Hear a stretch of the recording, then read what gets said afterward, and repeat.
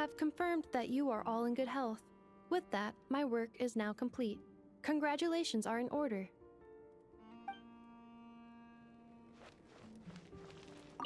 It's good to know you're all well. Puts me at ease.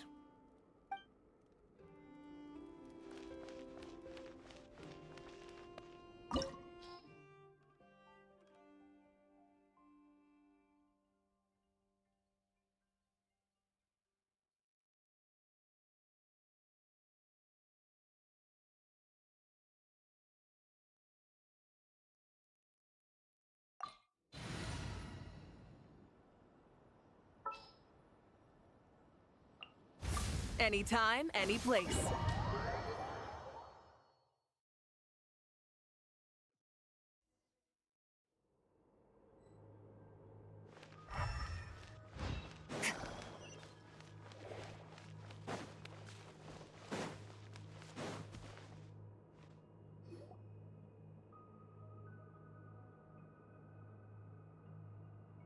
Are these people... Judging by their clothes, they appear to be phantom Hyperboreans from the distant past. That could mean they have some clues about the moon goddess's name, right?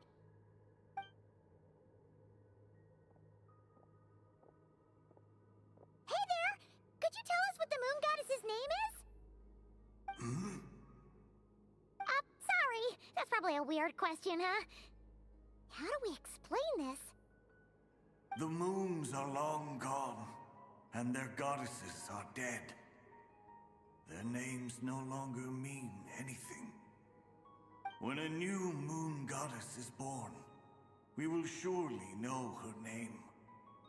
We have used every last resource at our disposal. All that remains is to wait, patiently and quietly.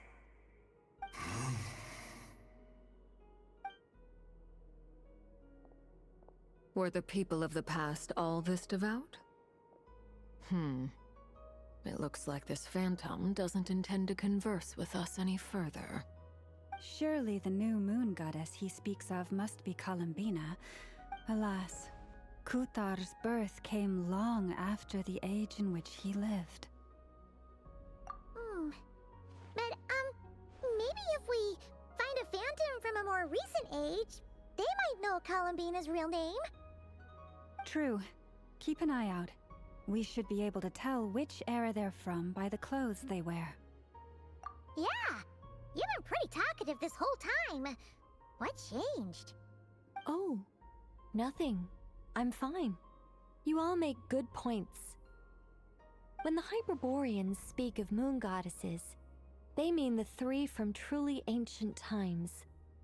I can't imagine they would know anything about our current moon goddess. There once was a time when the moon goddesses blessed them greatly and protected them from harm. So, when the war between the gods and dragons plunged the world into chaos, it seems they looked once more to the moons for help, praying for— Yeah, that checks out. Let's continue on. Who knows what else we may discover.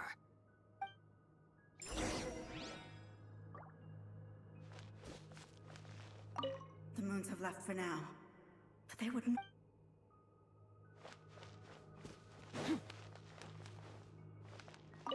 When the moons rise again, we shall receive their protection once more. Even in the darkest hour, there is always a way out.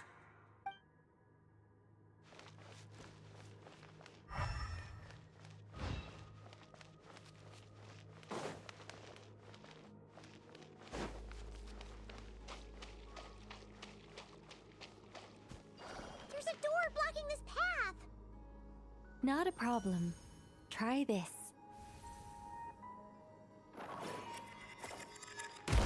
Whoa! How did that door suddenly collapse? This device was maintaining the door's integrity. Remove the core, and the device stops working.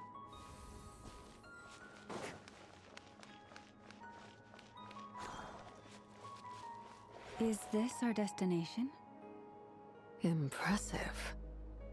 More precisely, this is a device that will help us reach our destination. Let's go. We still have a long distance to cover.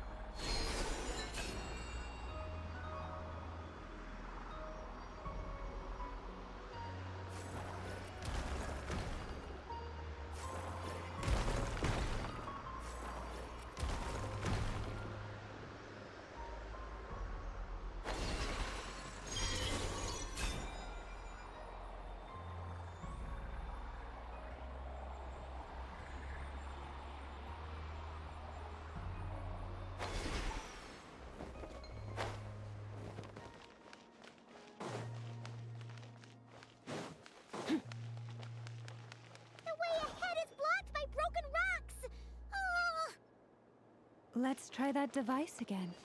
Remember the door from earlier? So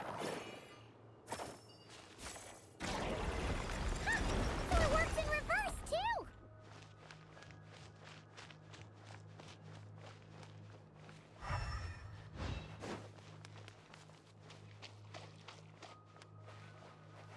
The humans we see are all phantoms, but the monsters are real. What a fascinating place. There'll be plenty of time to admire it later!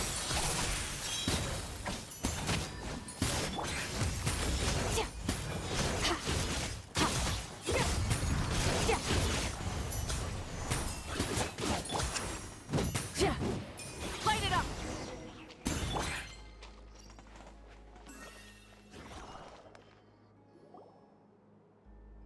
Ooh, there's a whole bunch of artwork in here. Seems pretty old. Nicole, this is probably your area of expertise. What do all these paintings mean? Let me see. To understand these murals requires some knowledge of the history surrounding the War of Funerary Flame. I shared a little of this with Lauma before. Yes, I think I follow. The dispute between the Moon Sisters, the transformation by Nibelung. Oh no, it's no trouble. I'd be delighted to share the tale again. Alright then. Tevat's 3 moons and their goddesses were brought into being by the will of Nibelung, the then ruler of Tevat. But when the heavenly principles came, they changed the world completely, down to its very foundations. The moon goddesses were nowhere near strong enough to challenge this entity. But the heavenly principles did not view them as heretical entities that had to be removed.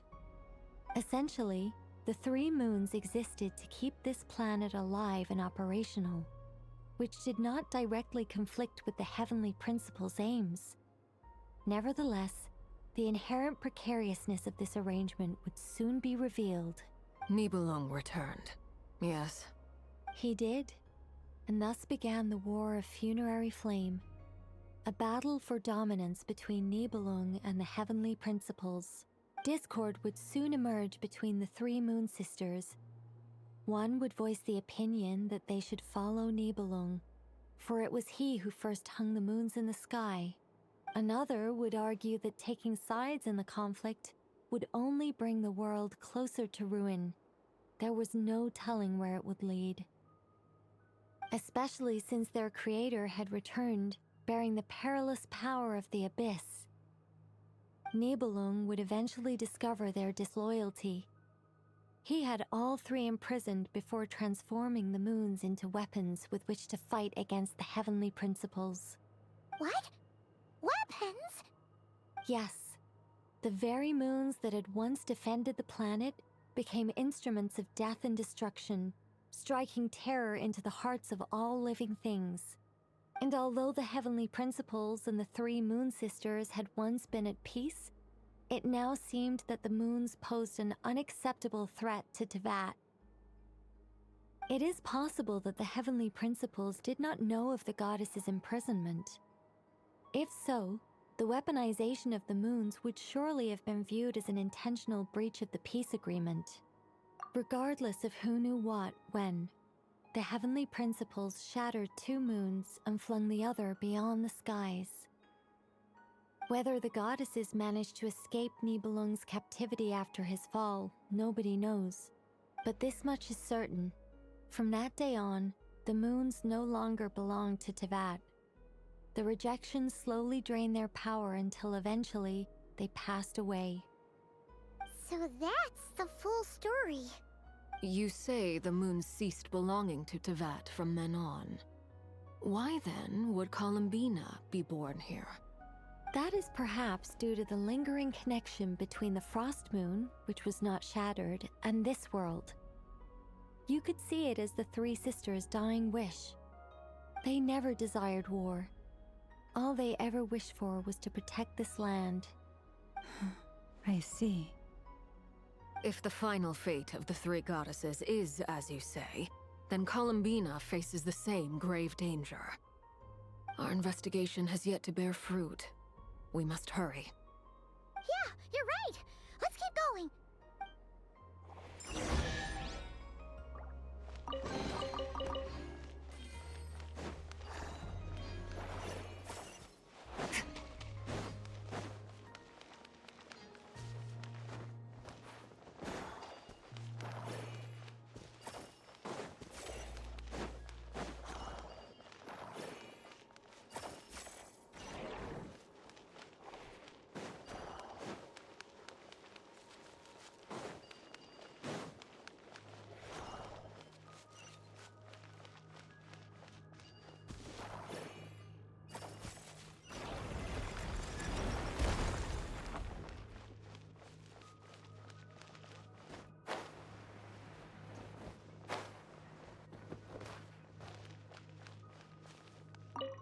Should we trust him to keep his promise? We have to. There's nothing else we can do.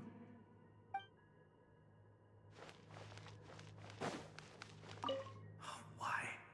Why do the creators of this world no longer show mercy upon their people? Remember his words.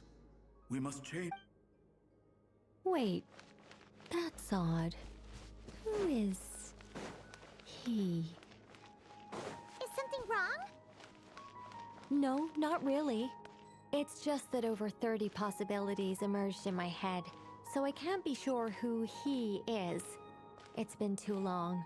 My memory isn't as sharp as it once was. Okay. 30. Wow. Impressive.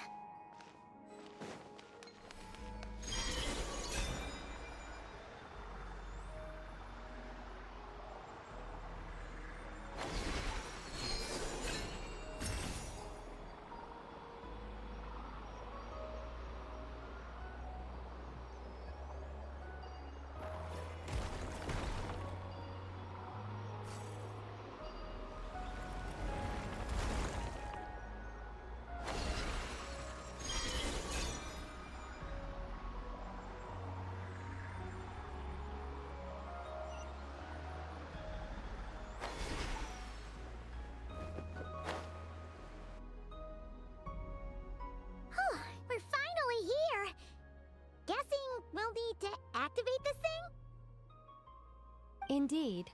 I was a little worried about that at first, but as we got closer, I sensed that the Kuvaki within it flows unimpeded. It should be functioning normally. The only issue is how to activate it. It's looking a little worse for wear. What about the cores from some of the other devices we've seen? Can we repair it using those? In all likelihood, yes.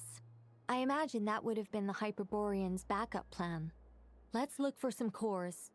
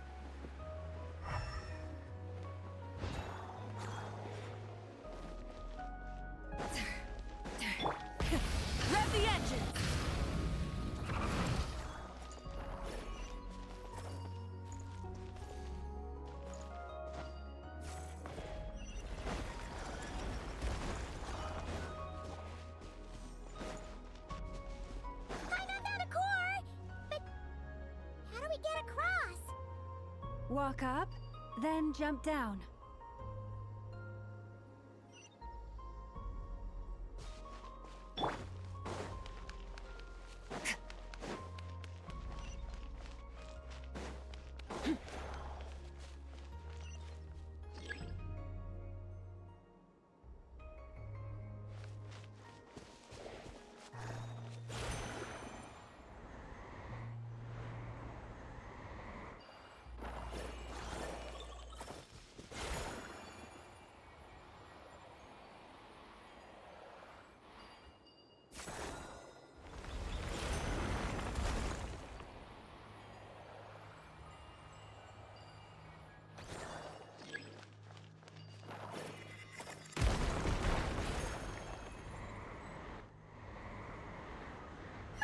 That should be enough cores.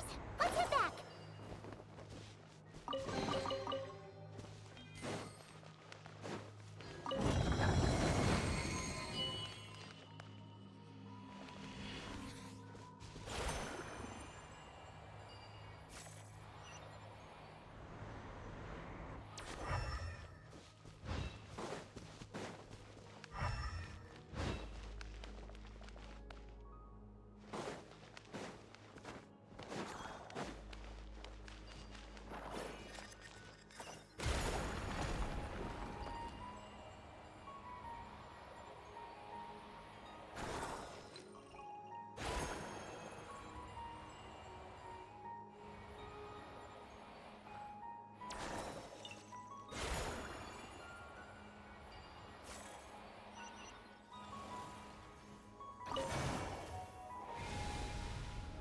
The device is up and running. It's hard to believe that the ancients were capable of constructing such things. Paimon sees our destination! It's right up ahead! Yes, let's go.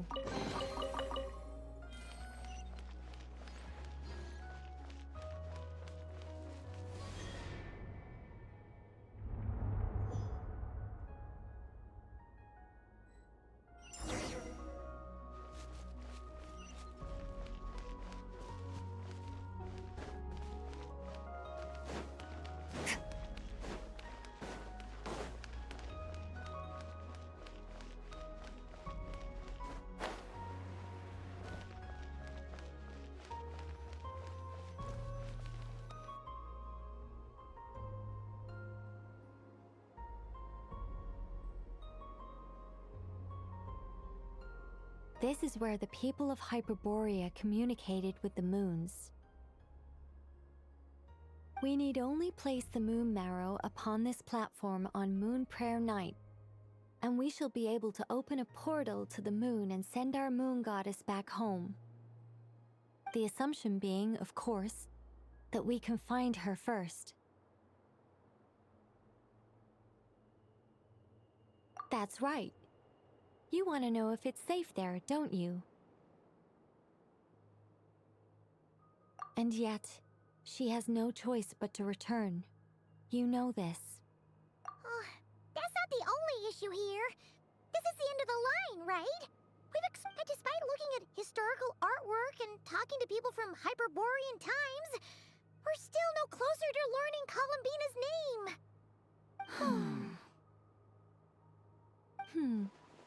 If it's not too much trouble, could you tell me exactly what Alice said to you about finding her name? Oh, sure. What she said was... Then your first job is to find it. As a moon goddess, I'm sure she must have a name she identifies with. Neither Columbina nor Kutar is her true name, and she's never really accepted either of them. Is it not also possible that she has never had a true name? Not at any point in history? That would be a hard pill to swallow. But at this point, we may have to accept that that is the truth. No one knows how she came into being, and she certainly doesn't have parents in any sense that we're aware of. Perhaps. But does that mean there's no way to get Columbina back? She's just gonna disappear and there's nothing we can do about it? Huh? Wait, why all this pessimism? Was it the way I phrased this question? Well, just because she's never had a real name in the past doesn't mean she can't have one now. What? Think about what Alice said again. She never once said that you'd have to find a new name, did she? Are you saying what I think you're saying? Yes. Names are anchors that connect us to the world. If she doesn't have one already, then all we have to do is create one, no? It's like... yes. Traveler, when you first arrived in Teyvat, do you think you would have turned around if someone behind you shouted, "Hey, Tumaini"? But what about now? I understand what you mean. Life is a long journey. Even the friends and family by our side can change over time. When people call you by different names, what matters isn't so much the words themselves, but what they symbolize. And of course, whether that resonates with you. Ether. So, close your eyes and picture the moon goddess in your mind. If you were to call out to her in this moment, what would you say?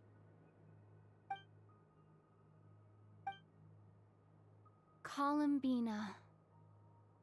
Columbina. Paimon would call her Columbina too. Well, she has long forsaken everything that Kuthar represents. I think from now on I should call her Columbina too. Well, it sounds to me like you found your answer. Are you sure? Is it really that simple? We haven't found her this whole time, and not for lack of trying. For a journey like this, the process is every bit as important as the outcome. Had you not searched far and wide, rejecting every other answer you were offered? How could you have come to an answer you felt was finally correct? Oh, it all makes sense now. This has Alice's fingerprints all over it. Are you suggesting that Mage knew from the start that Columbina never had a real name to begin with? I can't say for sure. But I can definitely imagine her chuckling in satisfaction somewhere right now, saying, "Ah, what fun." Llama! Your antlers! You should hurry. The festive moon has begun to rise. Do not worry, for when you called the name Columbina just now, I could sense that the power within was enough to summon back the moon goddess. The power within what? The name? Yes. So, the thing is... What's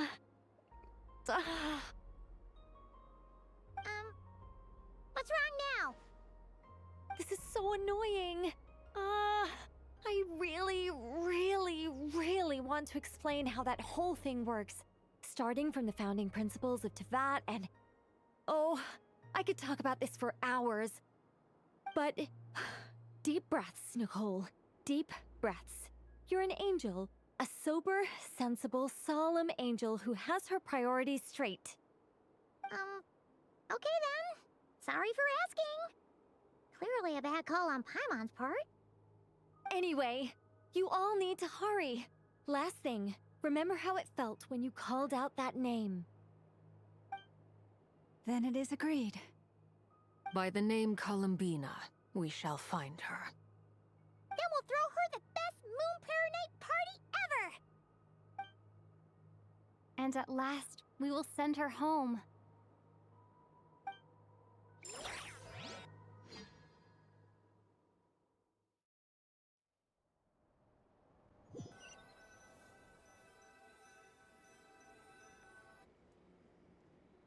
I can barely move anymore. My consciousness is fading away. Have they come back out? I'd love to see them 1 more time.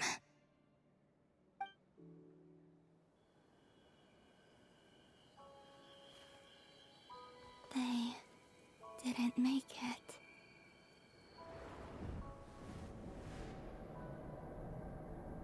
Could you tell me your name?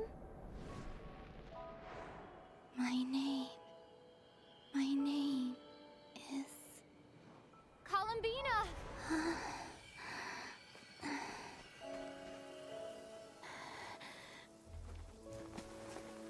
Columbina! Are you here? Columbina! That's the name you gave when we first met. And it's what I've called you ever since. Columbina. It's a fine name. I have many fond memories of Columbina, and so do all of your friends.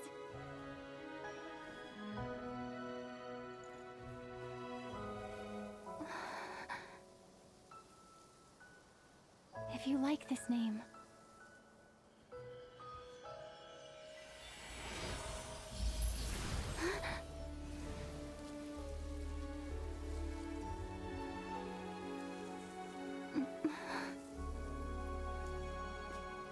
Looking for me?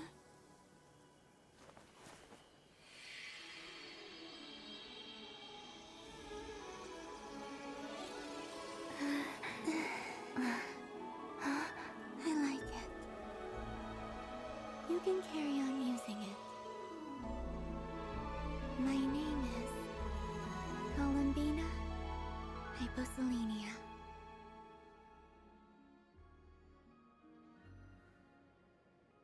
Columbina Hyposelenia.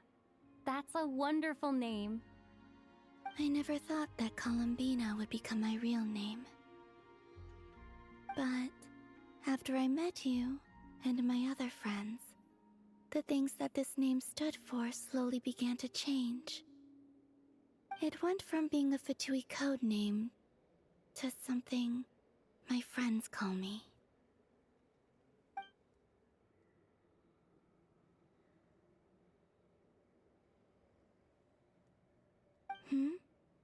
What is it? Why aren't you saying anything? I'm just so happy for you. Thank you. So, where's everyone else? We can go and meet them very soon. Everyone went to different places to try calling your name. Great. I'd like to thank them as well. Everyone's done so much for me. Searching for my name, entering those ancient ruins. Huh? Wait, so you were... Yes, I was there. Not physically, but my consciousness was still holding on. I followed you the whole way. Starting from when? You turned around and called out my name while you were in Nasha Town. Do you remember?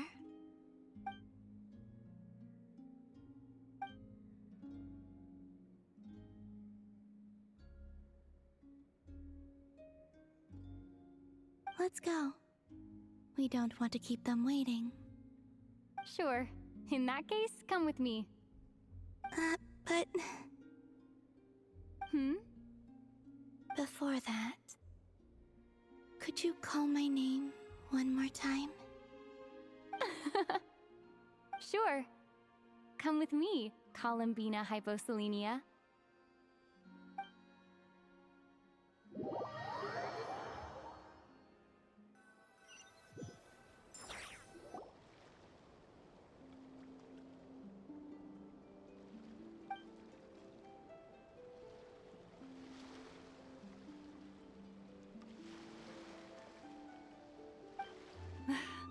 Columbina!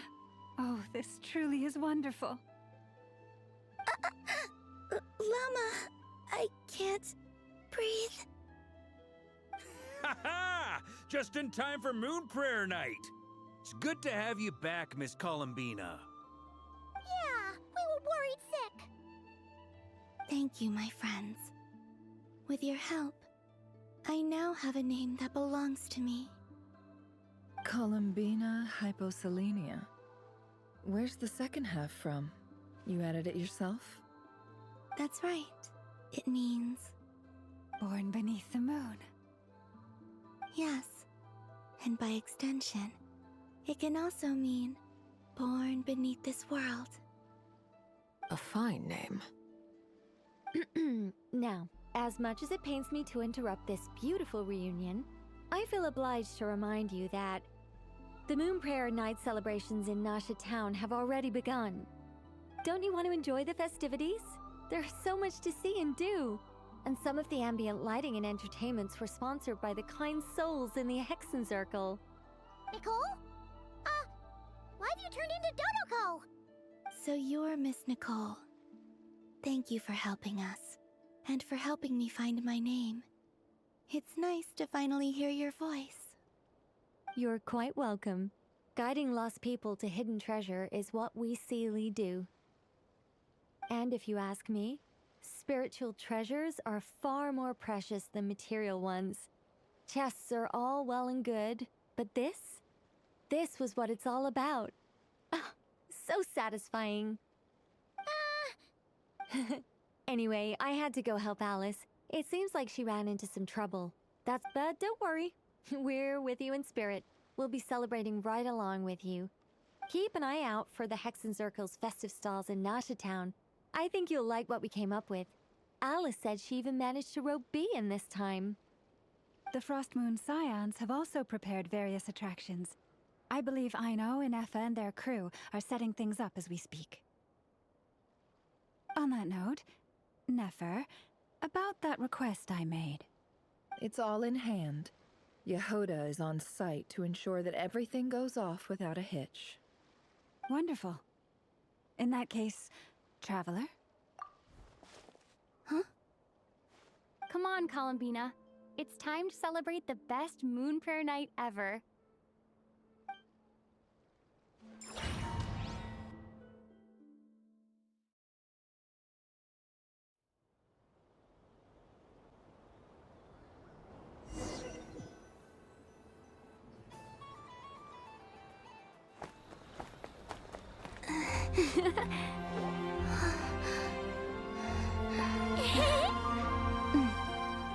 Hey, young lady!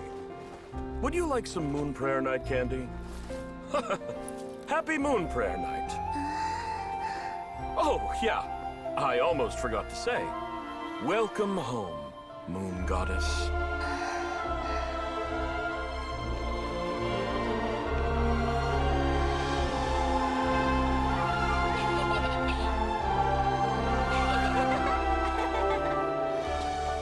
Welcome home, Moon Goddess. Welcome home, Moon Goddess.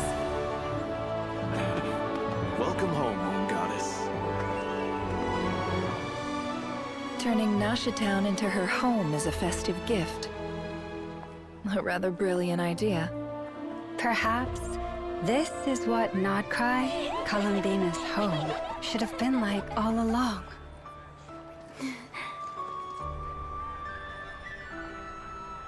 Thank you for the gift. I like it a lot.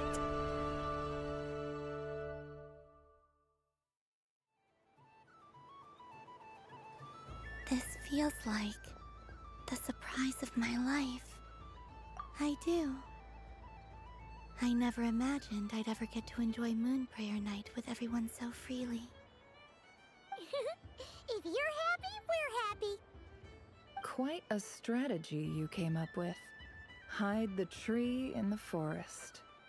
It's not your usual style, Lauma. Is there something about Moon Prayer Night that enhances what's in your head as well as the antlers on top? Apparently so. It even inspired a perennial penny pincher to use their resources for a greater cause. It truly is a magical festival.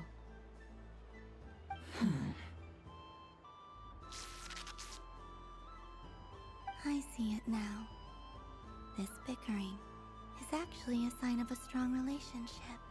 Huh? What's everyone doing here? Oh, Miss Columbina, you're back. Yes, I'm fine now. Thanks for your concern. How's your progress with Alice's assignment? Very well indeed. I've never heard her sound so excited. Not like this. this time her excitement seems more serious. Seems like she's had a major breakthrough. She said she'll contact us once she knows more. In the meantime, we're free to relax and have some fun. Enjoy the time off while it lasts. I have a feeling that our next task won't be so simple.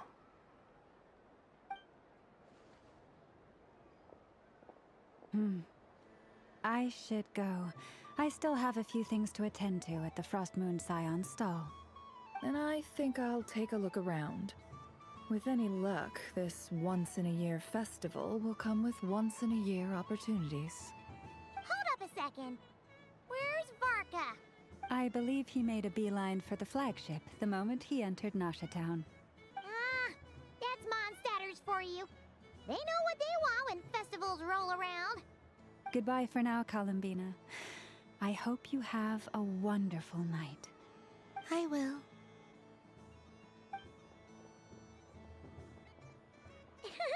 Well, in that case, don't just stand there. Get out there and have some fun. You'll definitely get a warm welcome at every stall. Oh, also, take this map with you. It's a guide to the festival.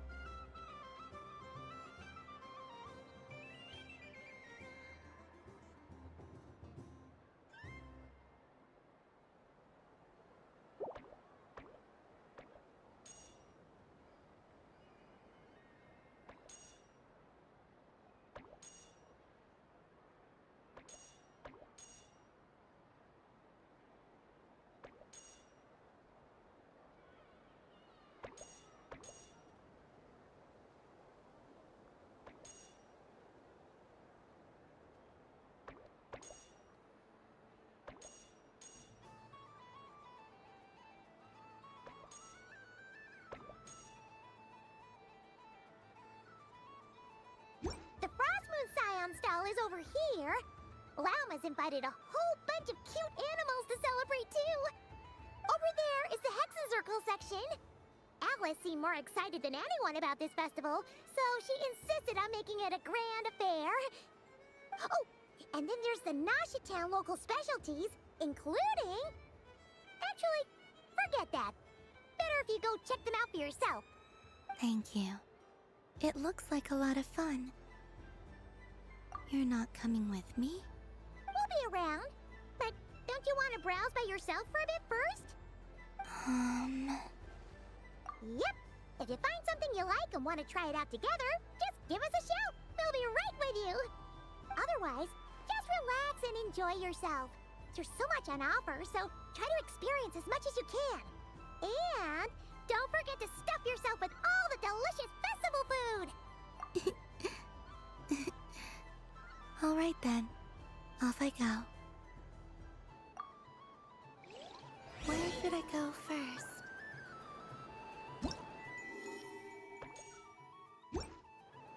This must be the mage's stall. But I was aiming right at it. Aw, what a pity. I saw it with my own eyes. You were so close. So very close. That's not true. It dodged out of the way right as I was about to snag it. I'm sorry? You heard me. This paper frog can move. I swear. Dear, oh dear, what are you saying? How could a paper frog move? Unless you believe there really is magic in this world. But even if I, the mere humble merchant that I am, knew such magic, surely I would not use it on a paper frog. I'd sooner give Mora legs, so it could walk right into my purse. My dear, dear customer, why not have one more try? This time I'll give you 12% off, a very generous discount for one of my most regular customers. Just think about how much experience you have under your belt now. You're sure to win the next one. Darn. I used up all my coins. I'll be right back. Just gonna fetch some more from my house. Take your time, but don't take too long. This event is Moon Prayer Night only. Miss it, and you'll have to wait a whole year before I'm back. Next customer, please. Welcome. Hello. Whoa, whoa! What's this big one doing over here? How do I tell my employees not to go running around this time? Shooting them a glance won't work. I haven't known them long enough. Dory? Why, hello there, Miss Columbina. Would you like to play my ring toss game? The rules are very simple, and it's easy to get the hang of.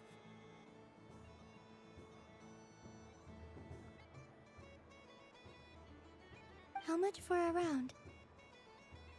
Oh, first time's free. Not a single mora. After that, well, we can cross that bridge if and when we come to it. But with your sharp eye, sharp skills, I'm sure you'll win all the prizes in one fell swoop.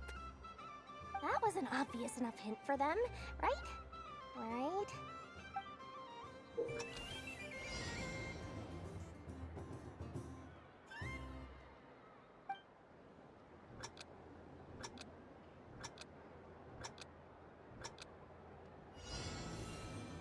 Here comes the ring! Oh, peanuts.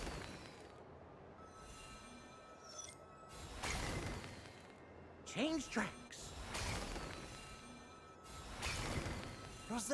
Roselle, should we move or not? Just a tiny bit. All right, then I'll... Oh, sugar plums, not the clock hands. How do I move the legs again?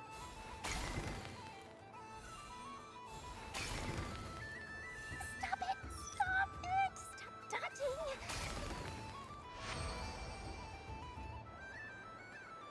Let's see now. Let's see. Wow, very good. That's the highest score we've had all night. And here's your prize. Now, how about another round? As for the cost... Happy Moon Prayer Night, Miss Columbina. Happy Moon Prayer Night, Durin and Hat Guy. Are you here to play the game? Yes.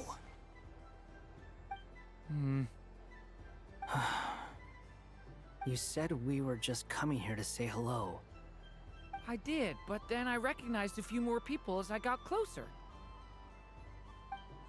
Do my eyes deceive me? Is that... It's our little dragon! He's all grown up! Someone's popular. Well now, since you came all this way, why don't you try out this lovely game we have going? First try is free! He'll have a go. I'll pass. It's only one free try per customer. You can't give your try to him. I'm aware. How has Elder Almond been lately? He's in great shape. He goes for a run in the forest every morning to stay fit and healthy. He tried to go boat racing with Firecracker a while back, but he couldn't even make it onto the Lotus Leaf. Firecracker was in fits of laughter. How about you, little dragon? Can you still fly? Yes, I can. But you've become less chatty. Has growing up been tough on you? We call that maturity. You know, the thing people sing about. The knight wields a sword of stone to defend those hearts that are made of gold. Stone is very heavy. That's what keeps them from talking too much. That's awesome! I want to be a knight when I grow up too. Ring, here I come! Oh, the hat-wearing man. I never thought I'd see you again. You seem more determined than when I saw you last on the train. If you say so. Oh, I do say so. The people you once helped see it clearly. It's because you are once again on the right track.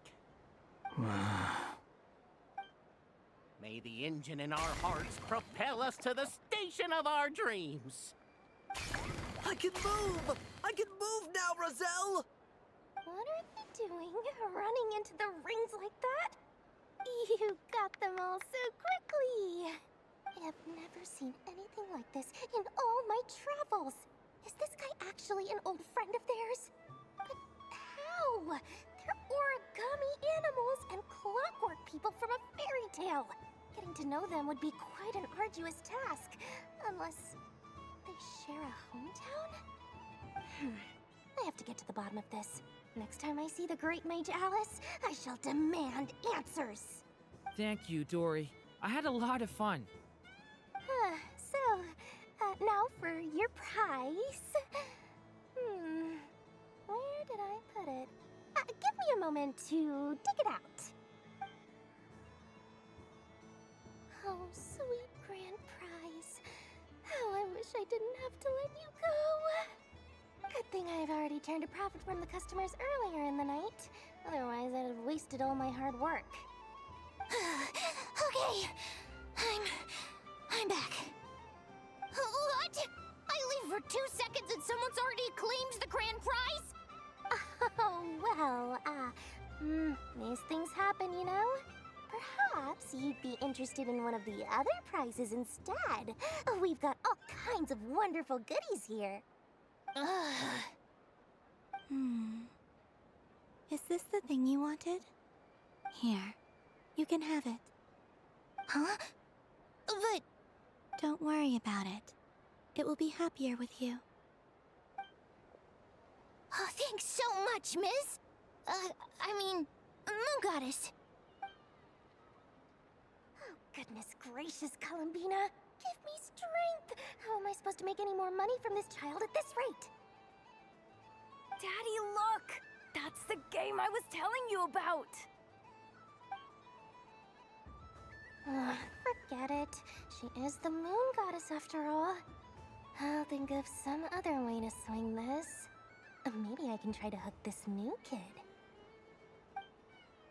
Huh? Oh, someone already won the grand prize.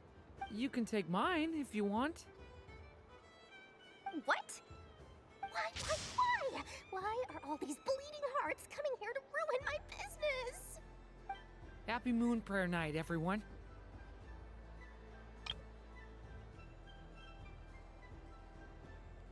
Happy Moon Prayer Night.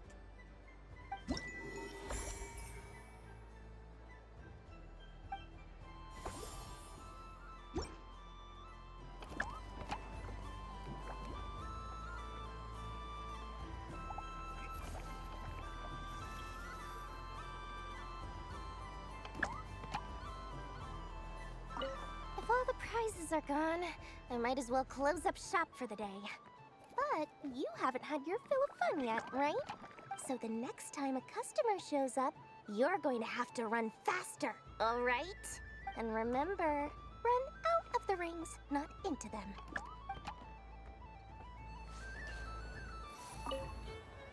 Done being a do-gooder yet? Thanks for coming here with me, Hat Guy. Are there any games you'd like to play? It's your turn to pick. I'll come with you. Why does that hamster think you've grown up? You haven't changed at all. I know you don't mean that. You're just taking the opportunity to make fun of me, aren't you? Even if you won't admit that taking some time to compose yourself is important, I can see that you're doing it in practice. Otherwise, you'd have taken off your hat and flown away by now. Looks like Albedo's socialization program has been far more useful to you than all those Vahumana textbooks.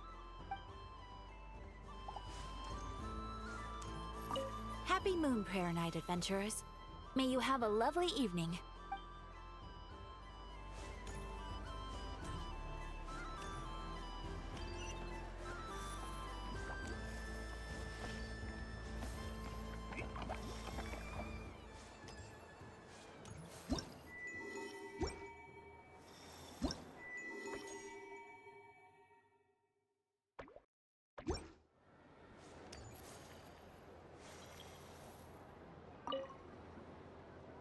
A soft and furry creature that bounces and jumps.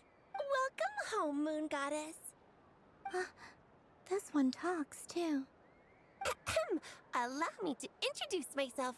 I am a Dodico from a distant archipelago, the most mischievous of all my Dodo brothers and Dodo sisters. When the going got tough, I powered through, and when I met obstacles, I boomed them away. That sounds like a lot of fun. Doesn't it just? Oh, but then the trouble started. Recently, I found a lovely beach, the same beautiful jelly color as my hometown, and so I dove in to have a look. Only to find it overgrown with seagrass and nasty little spiky fish everywhere, looking to turn me into a Dodoko kebab. I made it back to shore by the skin of my teeth, but my tail was sorely hurt. Couldn't you just boom them away? Oh, I wanted to, believe me. But I've heard that you, Moon Goddess, can understand animal speech. The last thing I wanted was to cause a gigantic fuss and get taken to court by a school of spiky fish. I'd be driven out of these waters for good, and my winter holiday would be ruined. And so, dear Moon Goddess, I was wondering if you might lend me your allegiance. Are you roping me into a crime? Oh, let's call it a once-in-a-lifetime carefree adventure. Does that sound better? All the festival goers tonight are dressed up as the Moon Goddess, but there's nothing to say that the Moon Goddess can't disguise herself as a Dodoko, is there? Besides, this is your home. You should be free to be whoever you wish. I'm afraid I'm not well acquainted with Dodokos, Madam Mage. Oh, that's quite all right. We Dodokos are innocent, happy creatures with a free-spirited nature. Many, like myself, are mischievous troublemakers. Others are lazy souls who like nothing better than to lie down on a nice rock and take a nap. In our eyes, every creature who yearns for happiness and freedom is a Dodoko. But perhaps in yours, we Dodoko are a fluffier and more mischievous breed of Kuhenki? Yes, that is a much easier image to follow. Oh, wonderful! Then let's play! Grab onto my tail and follow me into the sea! Time to settle some scores with the bad guys!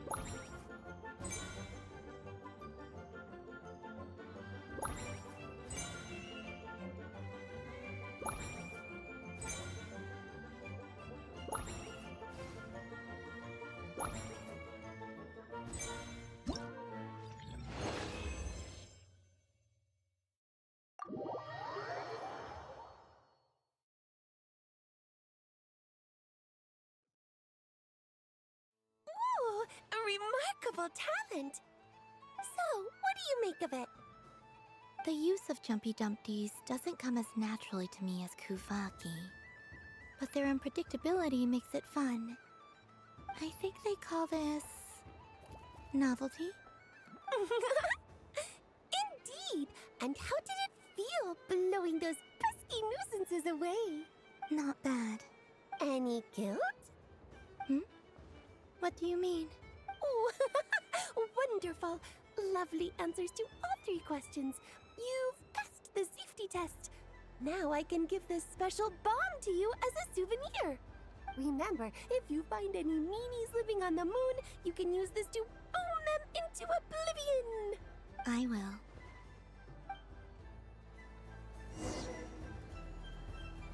Up for another round of fish blast? Oh, I mean of bye-bye, bad fishies.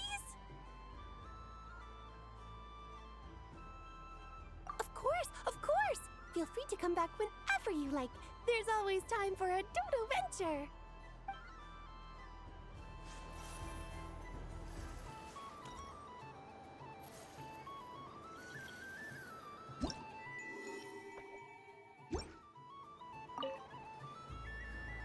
Welcome home, Moon Goddess. Oh, you're the genuine article.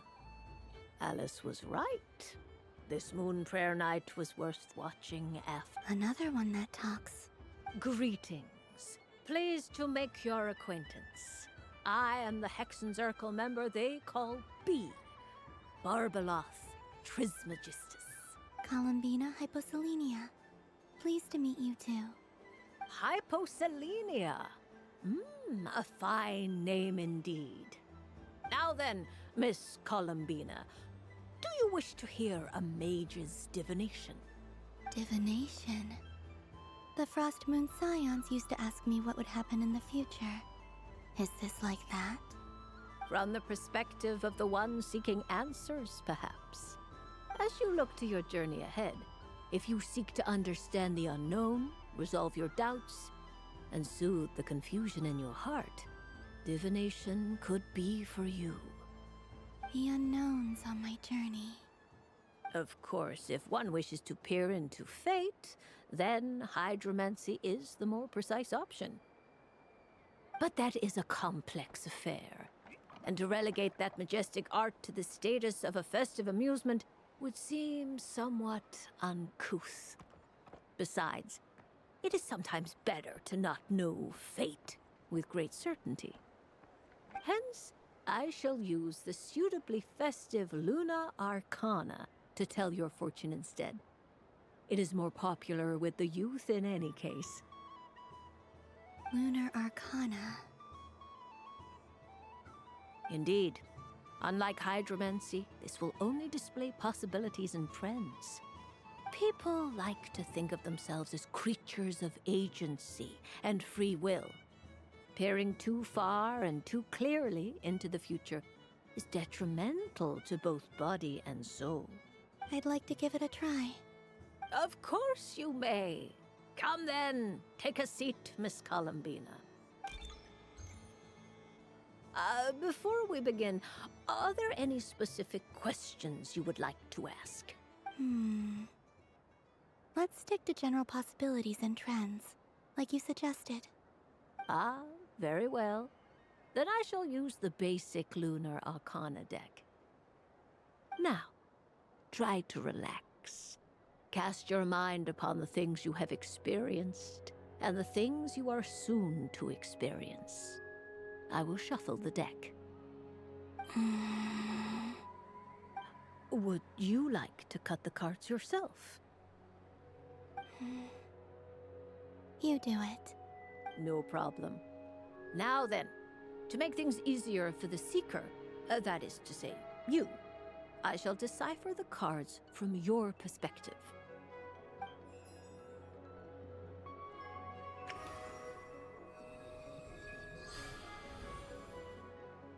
Please, draw the first Lunar Arcana. This represents destiny and is the foundation for the divination as a whole.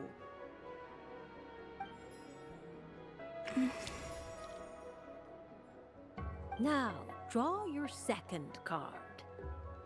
This will stand for the past, the sum of all your experiences that have come before. And now the third Arcana. This is the present, your interpretation of the current moment. Finally, the last card. This shall speak of the future, which... Oh. Kuvaki Pulse? Fascinating. I've never encountered this before in my role as a diviner. Something has exerted an influence upon this card, causing it to leave its designated position. What do you make of this, Miss Columbina? Perhaps this is the guiding hand of fate in action. Of course, if you wish, you can choose to deny the validity of this card and draw the future for yourself. No, it's fine. Let's go with this one. A bold decision. I must say I'm looking forward to the results. Well then, let us flip the lunar arcana in sequence and see what emerges. Sure. First, destiny. No surprises here. The card that represents yours is the moon. The moon. Indeed. The moon can represent the truth at some times, but deception at others. False peace, destructive calamity, and the world-changing power that lies within. When the moon is placed on the destiny tile, it indicates that your destiny is not what it may appear on the surface. Instead, it may yet have a hidden side. It symbolizes a journey through the fog, fraught with uncertainty and deception, where one must face inner challenges head-on. I don't understand. Patience, my dear. This is but the first card, which serves as a basis for the interpretations that follow. Our divination will only grow clearer from here on out.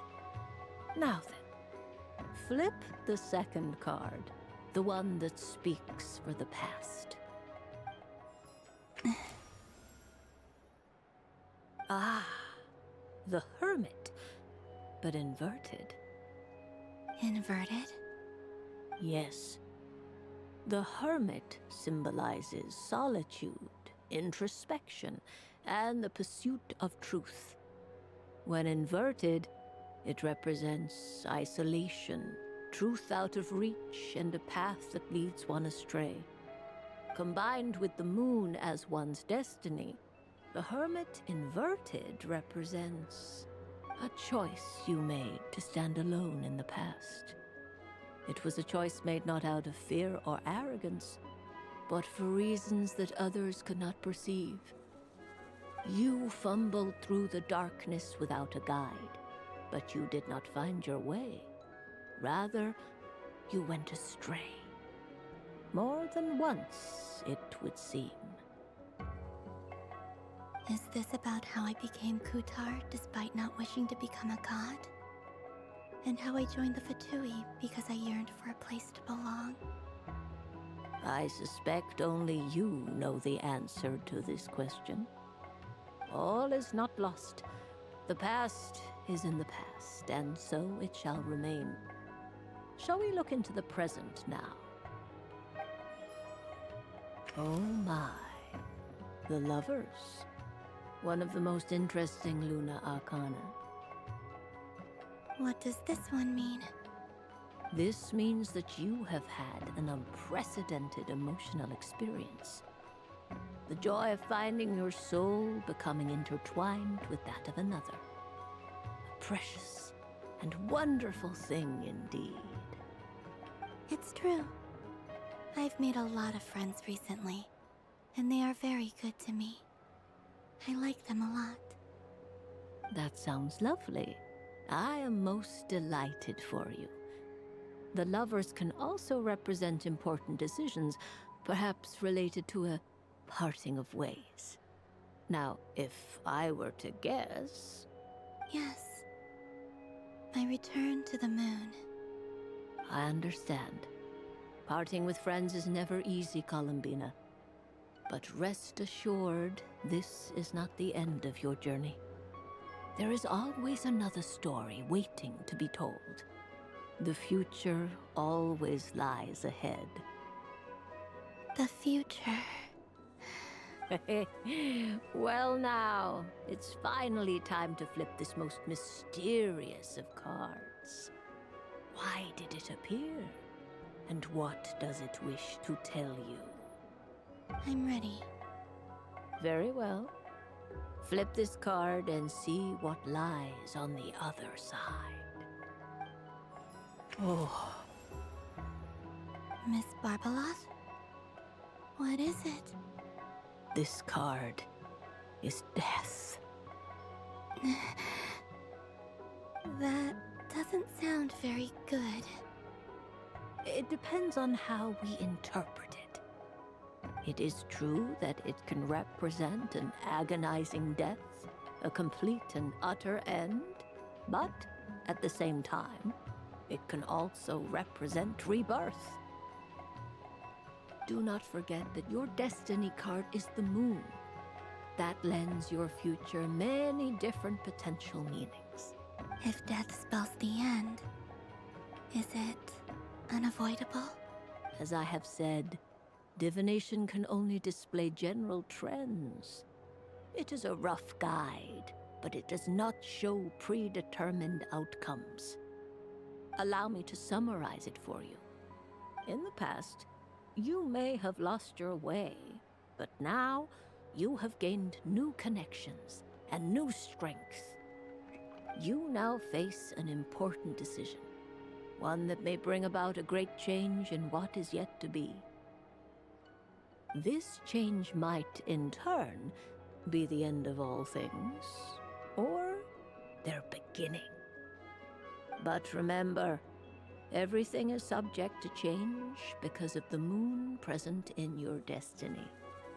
You must see the truth clearly and face your innermost thoughts. The truth. My innermost thoughts. Thank you, Miss Barbaloth. Don't mention it. Some people dislike divinations, for fear of glimpsing an ending to their story that they wish was not so. But I can see that you're different. The result of this divination will not sway your decision. This is a rare quality, and one that diviners always hope to see in the seeker. We are here merely to guide, not to exert undue influence. I understand. Go then and illuminate your future, Miss Columbina. The moonlight that shines from you now is most captivating.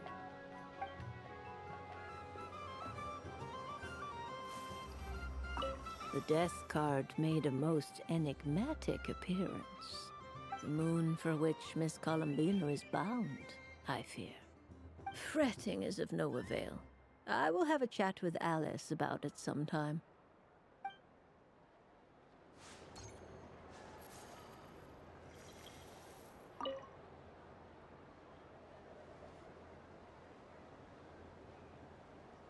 I wouldn't say it's unfair, exactly. I mean, your voice goes right into people's heads. How would you explain that to the kids? You can't just explain it away as magic. Is something the matter? Ah, Miss Columbina! No, nothing you need to worry yourself about. Ah, impeccable timing. Stick around for a second, Miss Columbina. I need your input on something. This self-proclaimed Knight of Justice has yet to give me a satisfactory answer. I, for one, would like to hear your verdict on the matter. Hey, now, I left the flagship just to help you out, Miss Nicole. What's going on? So Alice and I are both using long-range remote control spells that work on similar principles, allowing us to attend this festive fair in Dodeco form. Sorry, let me backtrack a little. While similar, there are some key differences. Alice, being a great mage, wanted her Dodeco to reflect something of her own charm and mystique. So she adjusted the way its tail moves when it spins around. An entirely gratuitous move, in my opinion. I hardly see how anyone is going to notice that. If anything, I'd say that anyone who stares intently enough at a Dodeco's tail to notice such a small detail is someone we ought to be highly concerned about. I only say this to emphasize that my question has nothing to do with tails. Now that we're clear on that, why is Alice's Dodeco permitted to interact directly with the children celebrating Moon Prayer Night, while mine is not? Your voice speaks directly into people's minds. See? Exactly what I said. Miss Nicole? Ugh, I can't stand it. I know that probably makes me sound like a whiny child acting out in front of their parents. and it's a little embarrassing now that I think about it. But hey, I've said it now, I can't take it back. That would be even more embarrassing. Also, don't go reading too much into that analogy. It was off the top of my head. I'm actually an awful lot older than either of you. Miss Nicole, are you saying that you'd like someone to play the game you've prepared? I'm not so invested in that. It's just something cobbled together using items I borrowed from Alice. She probably didn't even make them herself.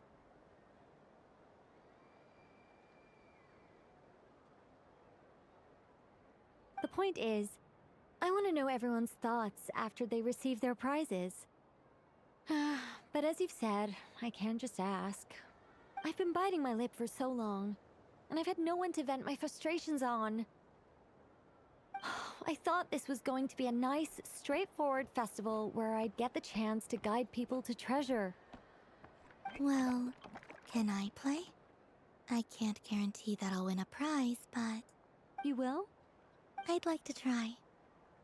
Then what are we waiting for? Let the game begin! It's like they forgot I was ever here. Ha ha ha ha.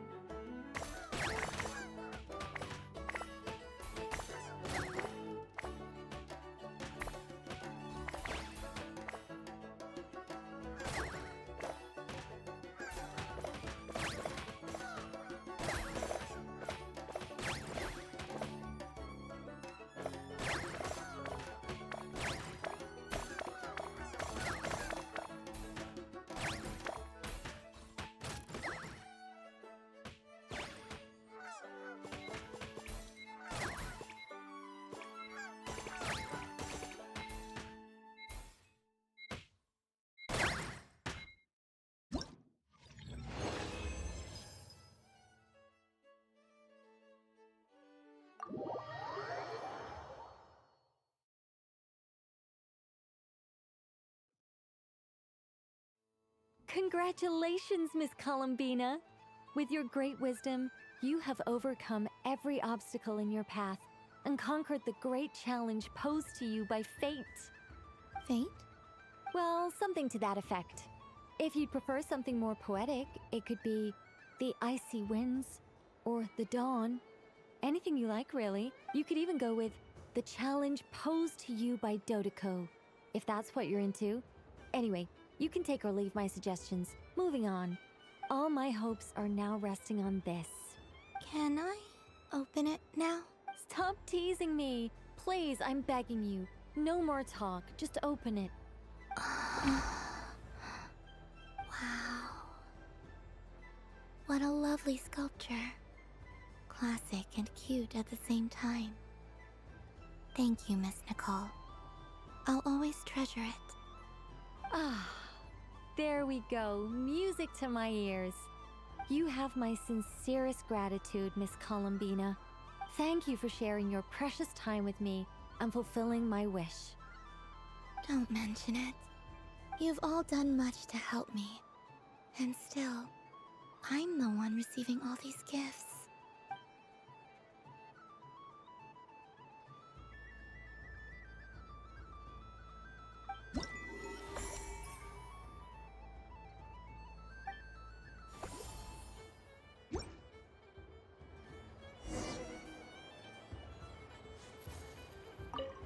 I don't suppose you'd like to play again? Don't get me wrong, once is plenty. You're under no obligation to indulge me any further. And besides, I don't have any other prizes for you. Alright then. Happy Moon Prayer Night.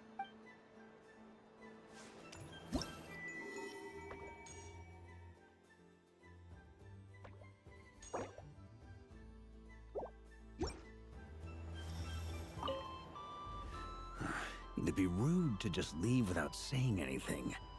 But at the same time, I don't want to barge into their lively conversation just to announce that I'm leaving. I guess I'll just wait a little longer. Huh? Albedo? This sketch is for you, Grandmaster. Oh, a gift for me. Thanks. Let's see what you've done for me. The North Wind left in a lurch.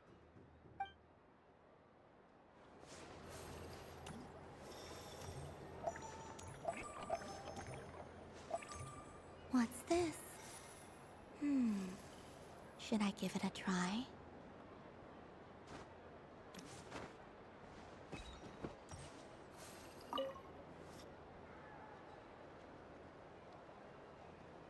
Come on, Citrus. One more round. Just one more. But my neck... oof. It's acting up again. You should take a break. Health comes first. Yeah, don't push yourself. We'll find someone else. Hey, don't look at me. I'm the referee. What are we gonna do then? Do you need any help? Yes, we do. We need one more player for our game. All right. Could you teach me how to play? It's really simple. You just throw the dice and move by that number of tiles. First one to reach the finish line wins. Rolling a hamster means you move one tile. A paper frog is 2 tiles, and a flying squirrel is 3 tiles. 'Cause they go the fastest. Okay, I get it. So, we're all set? In that case, please take your places and let the game begin!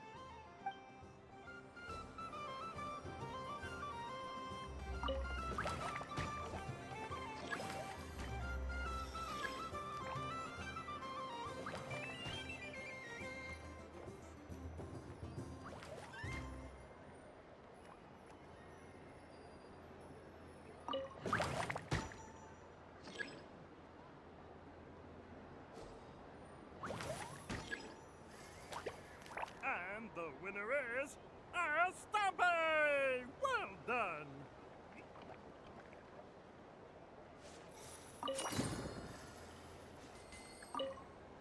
It's a pity that my good friend Faro Bear is busy working on a training program for Princess Mist.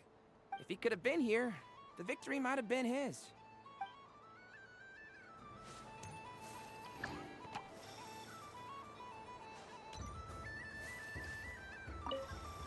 It's a pity. If he could have been here.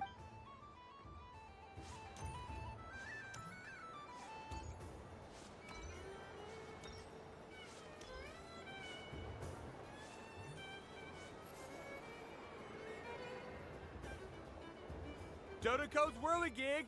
Come check out Dodoco's Whirligig! Ah, welcome home, Moon Goddess. Might I ask what this is? Ah, it's a very special amusement sponsored by the great mage herself. Ride on a soft and furry Dodoco and embark on an unforgettable adventure. I say that, but I'm just following a script here. Who is this mage, anyway? And what the heck is a Dodoco? I'd like to ride. No problem. But, are you by yourself? Is that not okay? Oh, no, it's fine. It's just that each Dodoco can accommodate 2 passengers. Would you like to bring a friend along? My friends... That should do it. Now, we just need to get everyone else to draw something on it too. But we gotta keep it a secret from Columbina. Traveler?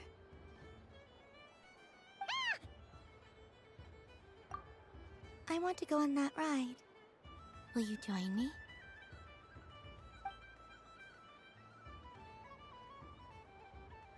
Let's go then. Don't worry. Paimon will do the rounds. You go have fun.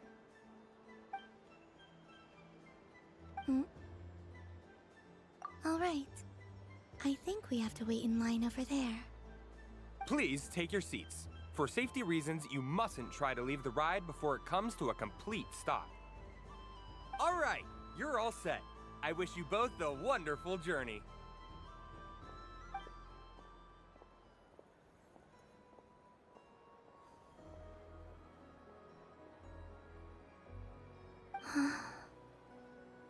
Not bad. It reminds me of riding a moon lane. Sometimes, the Kuhenki circle around me like this, playing their beautiful melodies. Yeah, I'm going to miss them.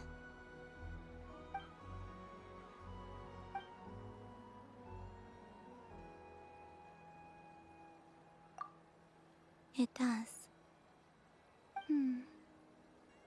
I've felt scared in the past, too. But this is a little different. You know something? I got to see a lot of fascinating things during my disappearance. I saw how the Frost Moon Scions act around their families. So different than how they used to act in my presence. And I also saw how they interact with their friends. It made me curious at first. Why do people act so sincere when they're worshipping gods, but save their truest, warmest feelings for each other?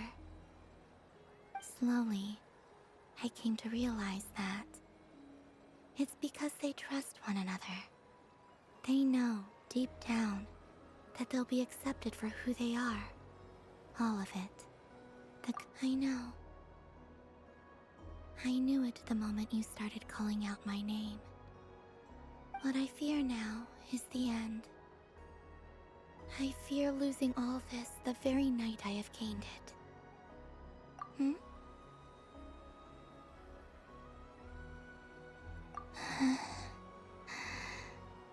Thank you for this conversation. Thank you for listening to me. Don't worry. This fear I have, and the unknown that awaits me, they cannot hurt me. Not when I possess a treasure far greater. I just want you to remember this version of me, the real me, on this final night together. Dear passengers, Dodoko's awesome adventure has come to a close. Please leave in an orderly fashion, and we look forward to seeing you again in the future. Don't want the journey to end, huh? Don't worry, you two. There's always another adventure waiting just around the corner.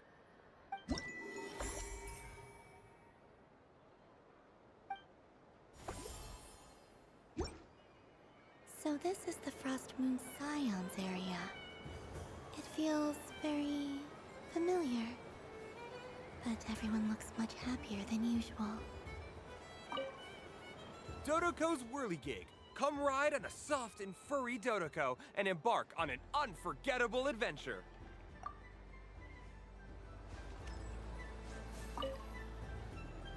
Fun ride, huh? You and Columbina looked pretty sad to leave. This isn't gonna make Paimon dizzy, is it?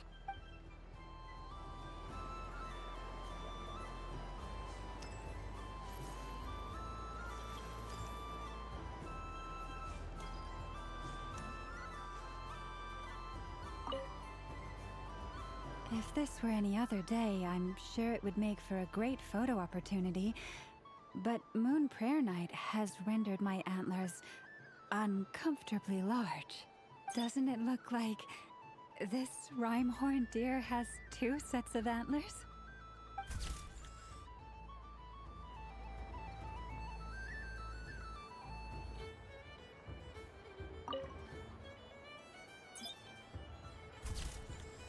And done! Here, take a look!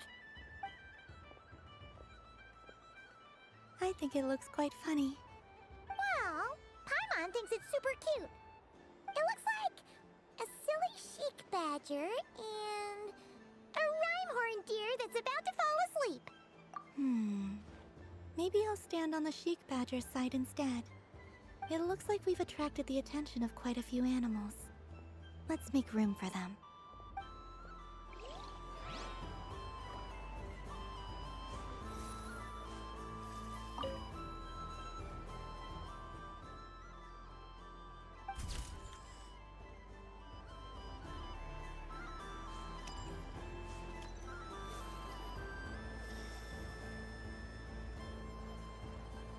Wow, the Frost Moon Scion stall looks kind of plain, but it's pretty cool once you get into it. I don't go to Hisi Island much, but it's got that, like, old world cultural feel. And if culture means we get more festivals, I'm all for it! Hello, Yehoda. Columbine... hello, Moon Goddess. That was too close. I almost gave the game away in front of the staff. Oh, wait, what's the deal with her shoes? They don't make a sound when she walks. I could do with a pair of those. Do you like balloons too? Balloons? Oh, you mean those? What's so fun about balloons? I'm not a kid anymore. They're probably more up Aino's alley. Yes. The animals seem very curious about these strange flying objects. I was drawn here by their voices. I recently learned a fun new game you can play with balloons, so I decided to come and give it a try. A new game? Hello. Welcome home, Moon Goddess. Here to buy some balloons? Yes. Could you give me a few that haven't been inflated yet? Are you sure? I guess it's not a problem, but... Yes, please. Thank you. Uninflated balloons? But those are just little rubber pouches. What does she want with those? Would you like to play the balloon game, Yehoda? Huh? Sure. I guess. How do you play it? Wait here a moment.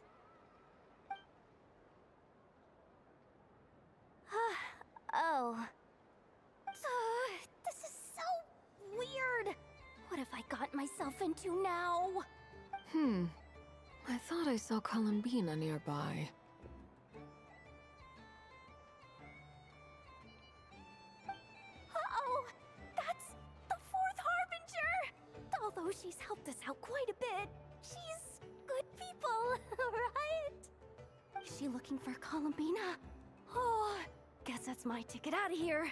I'm not sure my heart can take being sandwiched between two Harbingers.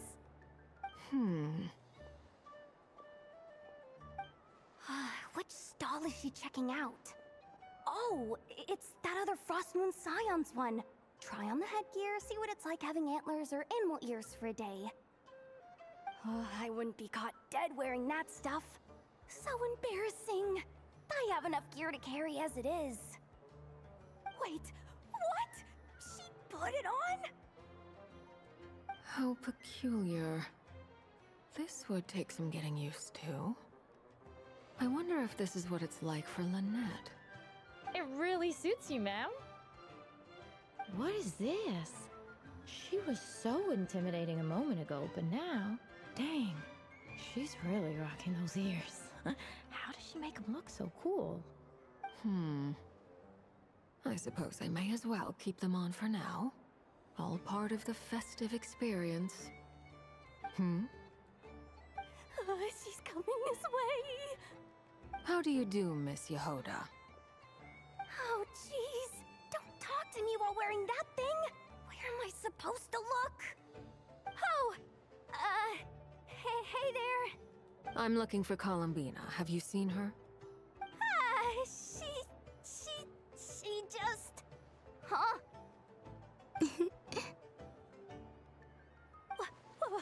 Wait, is that what she meant by balloon game?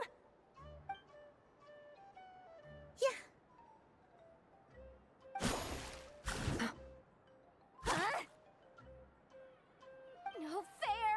How come I get caught in the crossfire?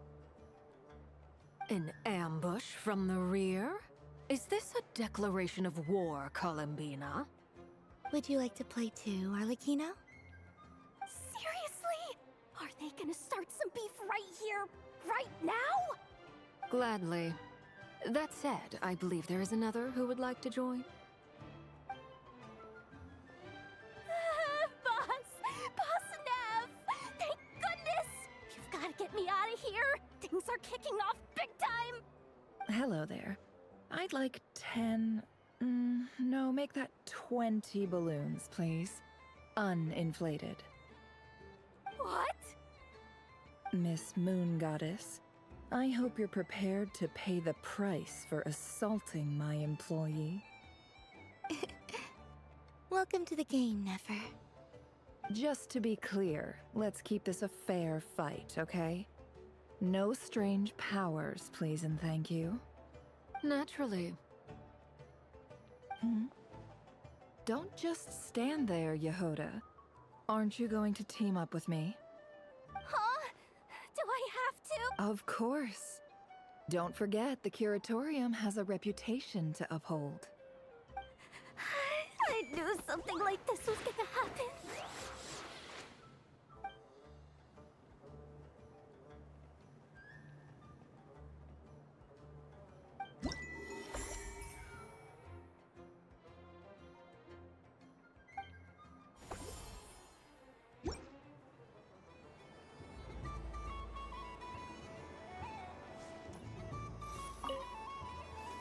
I've seen Linny and the other children play this game before. It would seem that it's not a bad way to relax. Once...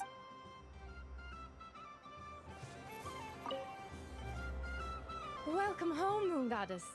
Would you like to try on some animal-themed headwear? I always hear Lauma saying how heavy her antlers are. I wonder how it feels. Let me give it a try. Oh my! It really suits you. It's a little itchy, and it's hard to turn my head. Should I keep wearing it? How does this look? How does this look? How does this look?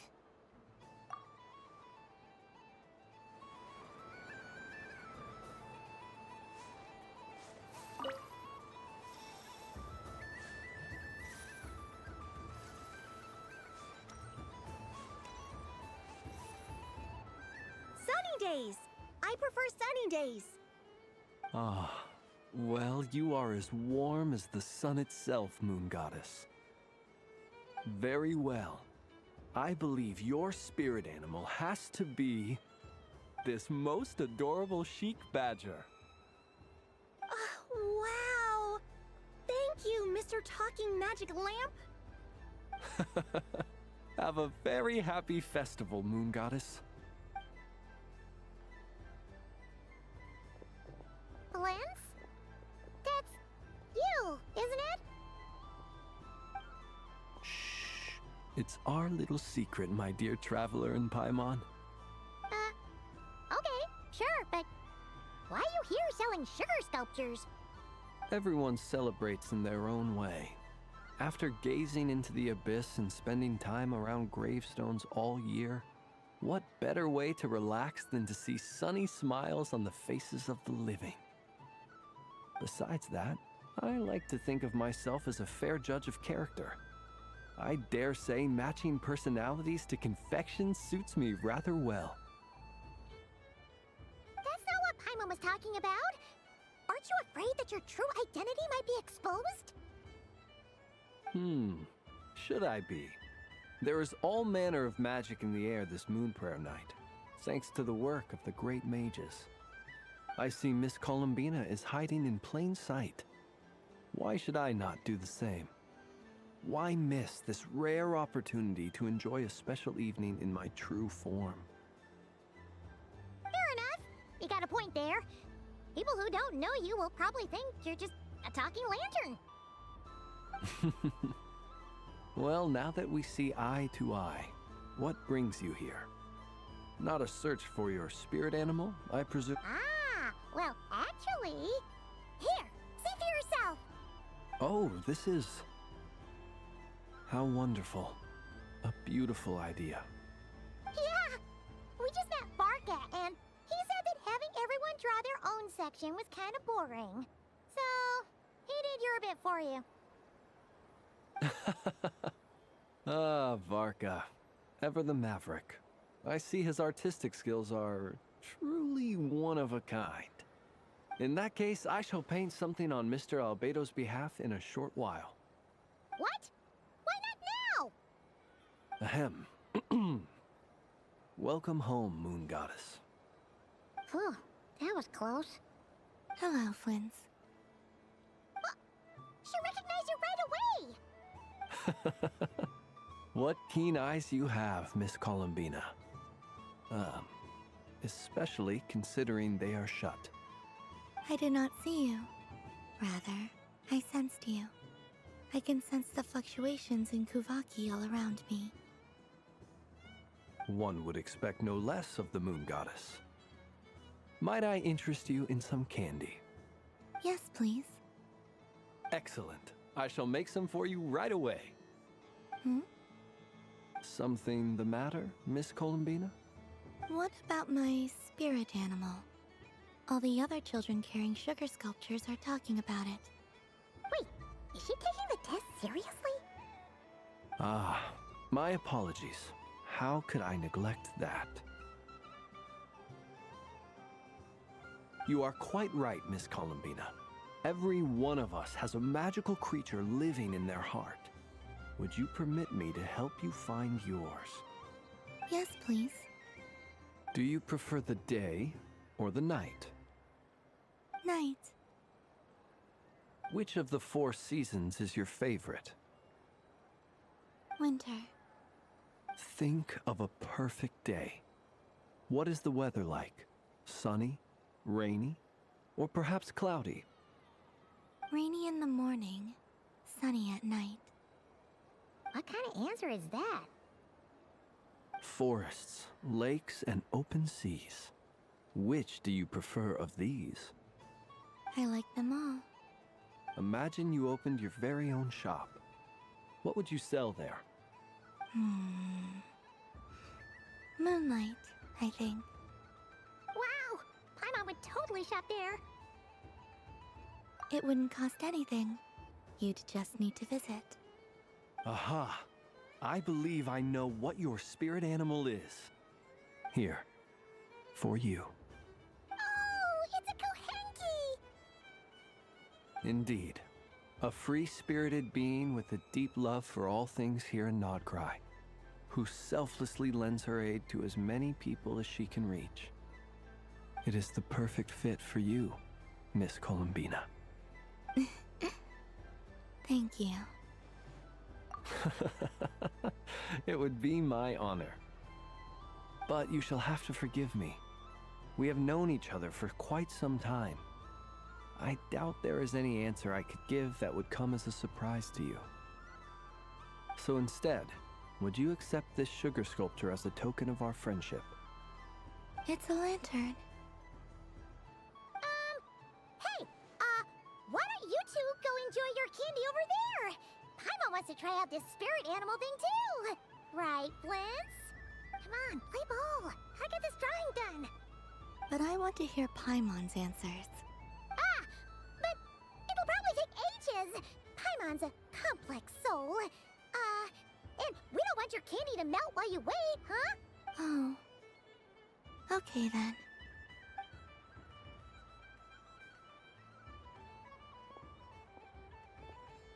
Phew. Nice excuse, Lady Paimon. That was some quick thinking. Yeah, no thanks to you. A little help next time?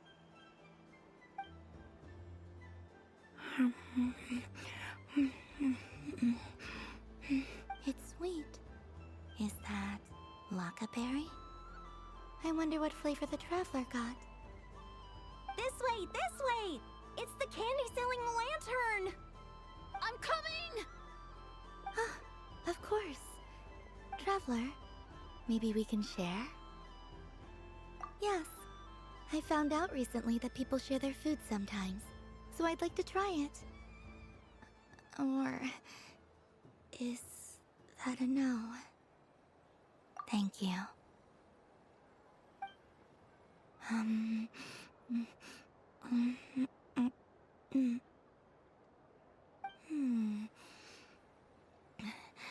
Yours is a little more sour than mine. Here, you try it. Amazing. My sugar sculpture has shrunk, yet my heart is filled with feelings of sweetness. I will remember this feeling. Sure.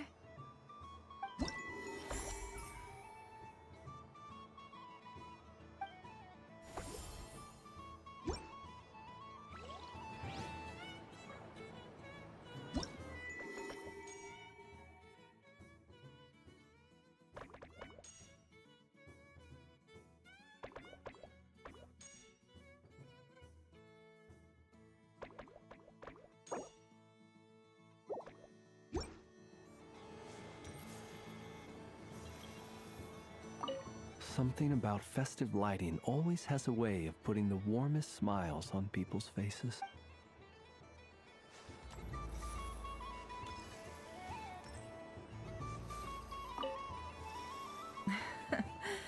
That was fun.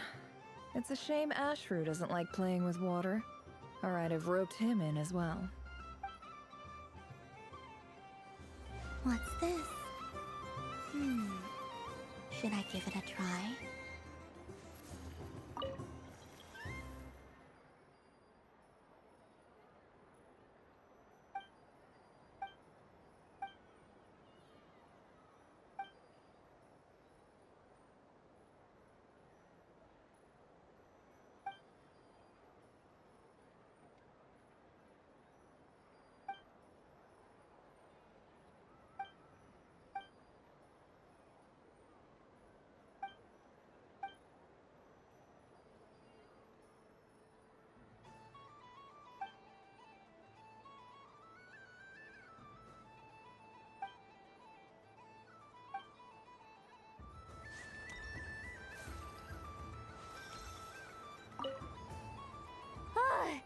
I just had a water fight with 2 Fatui Harbingers. Pretty scary, but also surprisingly fun.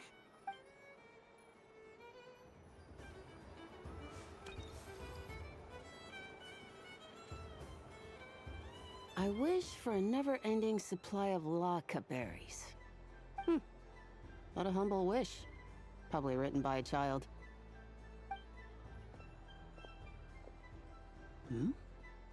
Is that Lama the Moon Chanter?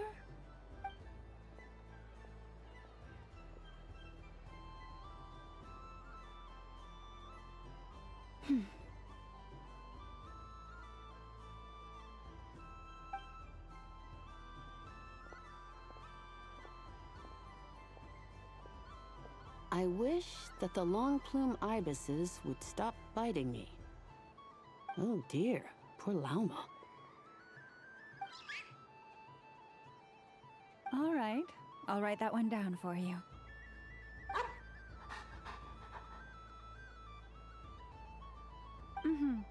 I got it. While everyone else is celebrating Moon Prayer Night, you're as... I don't mind. It's rewarding work. A good kind of busy. My antlers are at their heaviest tonight, and the Kuvaki waves are especially strong. But as I help these dear friends hang their wishes up, I feel a great peace within myself that is hard to describe. You see, they are all such beautiful wishes. And they are ones that we can fulfill by our own strength. Do you blame me, Lama? I want to hear your honest answer. It is by the help of so many people that I can return to the moon. But I feel as though I've hardly done anything in return. You've done plenty, Columbina. I say this in earnest, both as someone who knows your history, and also as a friend who has seen what you've been through. What about as a moon chanter?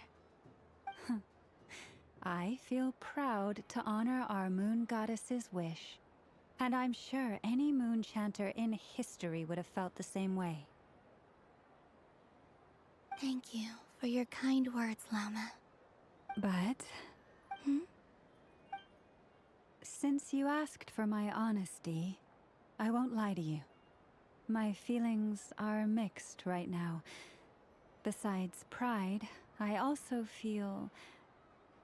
I suppose it's a reluctance to let go. Once you return to the moon, we will be far apart and separated by a false sky. I'm sure those of us left behind will gaze up at that sky, yearning for the moon once in a while, just as you... I will miss you, Lama. I will miss you all. I hope to stay in touch. I will try and find some way to send messages down from the moon. Perhaps you could use Kuvaki. I've heard Yehoda say that signals can be sent using long and short waves, or strong and weak lights. That sounds a little complicated. What if we forget what the signals mean? We could prepare a codebook beforehand, but... You're right. It wouldn't really suit you. Still, whatever happens, I believe that you will find your own unique way of communicating with us. And now that I think about that, my heart feels lighter. Because you trust in me? Yes. I have faith in you, and in the power of truth. In my experience, the truth tends to be difficult.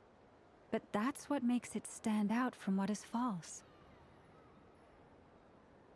So I'm confident that your thoughts and your love will shine through the curtain of lies. We will know it when we see it. Thank you. Now, could you help me hang up my wish? Is this? I wish that all who dwell in this moonlit world can find a place to belong. And I wish that I shall one day see my friends again. It's 2 wishes. I hope that's not too greedy of me. Not at all. And I think you speak for us all with the second one.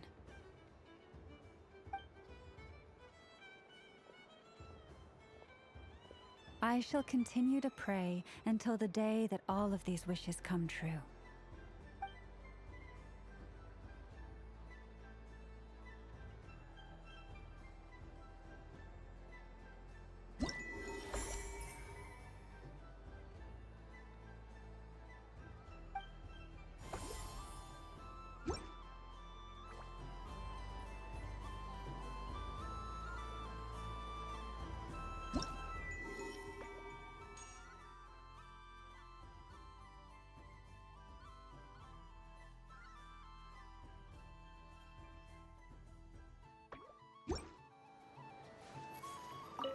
Yes. May everyone's wishes come true.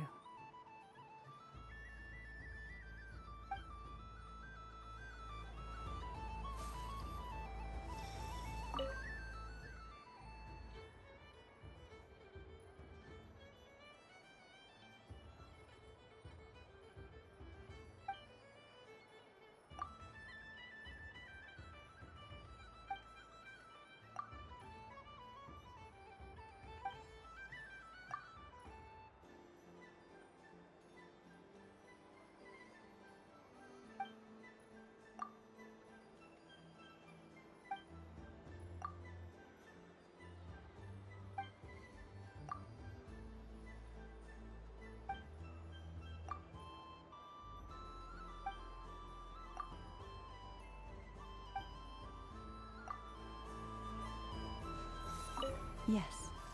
May everyone's wishes. Yes.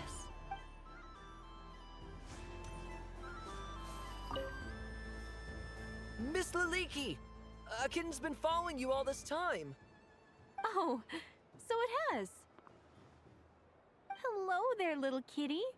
May the moon light your path. Did Lady Llama send you? Or was there something you needed? You'd like some moon prayer candies? No? I believe it wants that box. The one with the moon prayer candies in it. Oh, I see. Here, kitty. Come on. Here you go. Thank you, Lady Huh. Mr. Cantor, did you see that young lady dressed as the moon goddess? When did she leave? Sorry, no, I was looking at... I was watching the... cat. I see. The resemblance was uncanny. She seemed like the true Lady Kutar, the one who guides souls. Huh. Mr. Cantor, did you see that young lady dressed as the moon goddess? Sorry, no, I was looking at... I see. The resemblance was uncanny.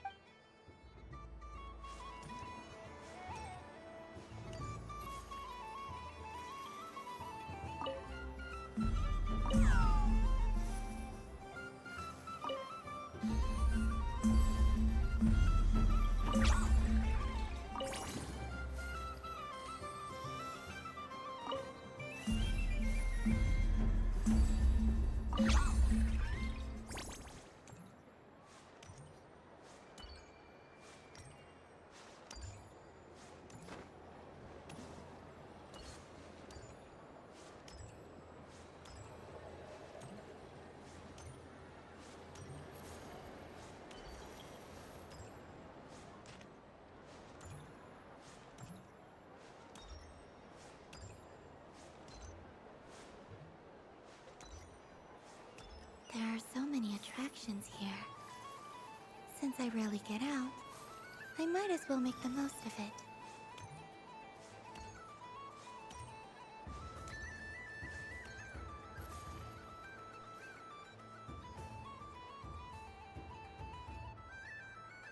Well, well, look who it is. I heard someone went and disappeared on us the moment we let her out of our sight. They looked all over for you. Frankly, I didn't think you'd be back for Moon Prayer Night. Were you worried about me, Sandrone? You would like that, wouldn't you? Do you even hear what you're saying? It seems to me like you disguised yourself with festive headgear, just so that you could come see me on Moon Prayer Night and make sure I'm okay. You didn't even bring Polonia with you. You? I thought you couldn't see. I cannot. But I sense the confusion of those around us rippling through the Kuvaki currents. Based on what I know about you, let me guess what you're wearing. Is it cat ears? Shut up! I'm only here to protect the Fatui's interest in this territory. Running into you was pure bad luck. Really? But you were the one who asked Arlecchino to help everyone find my name. Columbina! Ugh! Just one more word, and I'll unscrew your vocal cords. It's Columbina Hyposelenia now. Tell someone who cares. I've missed you, Sandrone. The whole time I was gone, I was thinking. I hope I get a chance to say some ugly words to you. Is that supposed to be a joke? Anyway, let's go play that game. What? You mean that frostfin whale? Yes. It's some kind of game where you get bitten if you step on the wrong tooth. Seems like fun. Who in their right mind would wanna... Because you're not a scaredy cat. Fine! You wanna play? Let's play. Don't complain when I kick your sorry butt. Lovely. You old geezer! I'm gonna beat the pants off you! Just you watch! I almost forgot. Sandrone? What is it now? You'd better not lose, or I'm going to beat your head in. What? allow me to demonstrate since I'm feeling so nice. You just step on the teeth, like this.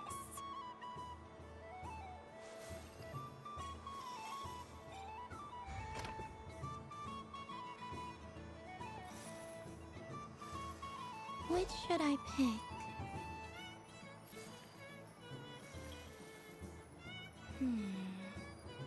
I'm getting a bad feeling from this one. Sensing Kuvaki doesn't count as cheating, right? I want to switch.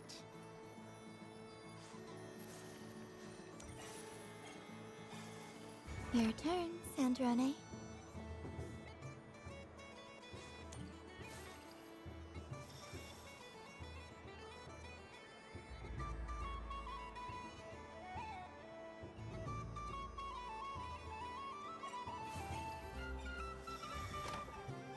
Don't come crying to me if you get bitten.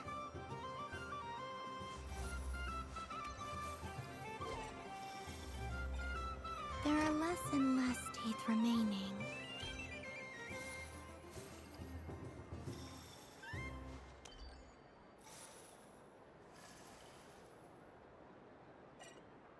Huh?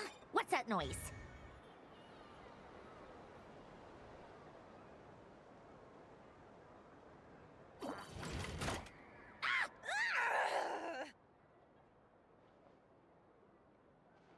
I think you might have picked a bad tooth, Sandrone. Shut it! Do you need any help? It seems like you're stuck. No! It's just a blasted toy!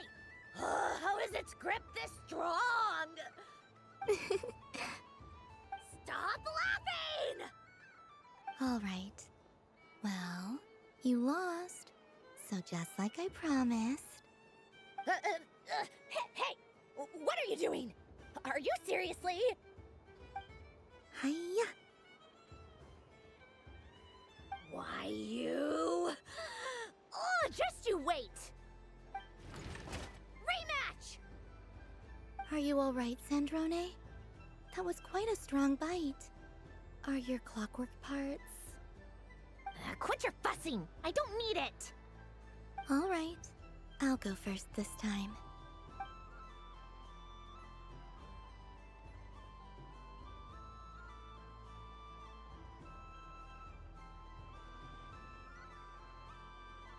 I see it now. She can sense which teeth are rigged. So I just need to avoid the same ones that she does.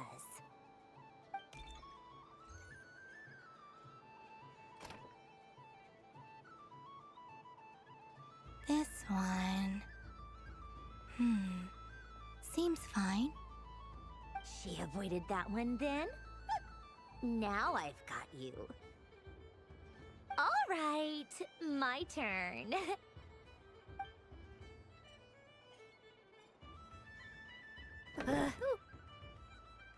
What? Looks like you lost again, Sandrone. Wait! There's more than one bad tooth! Bonk.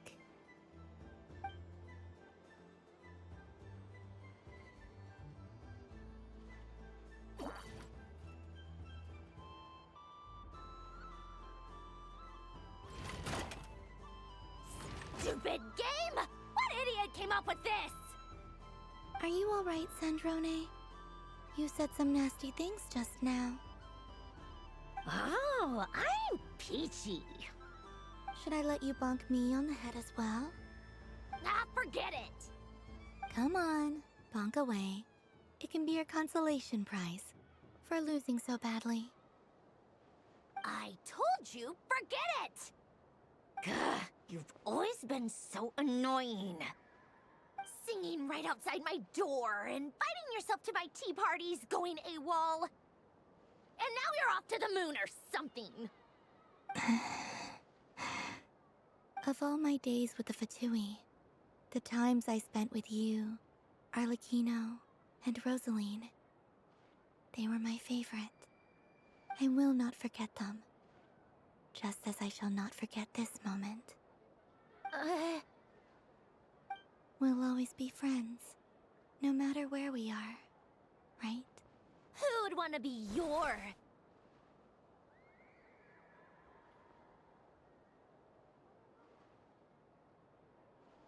I'll miss you, Sandrone.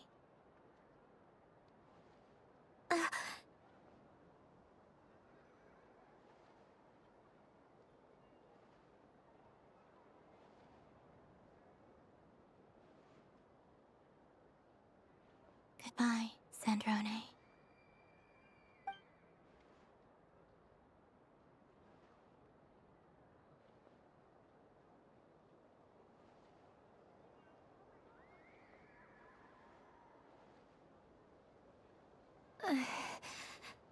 I'll miss you too, Columbina. Sorry, what was that? Ah! Ah! Yeesh! No need to freak out. What's wrong? We've been looking everywhere for you. What do you want? Oh, nice ears.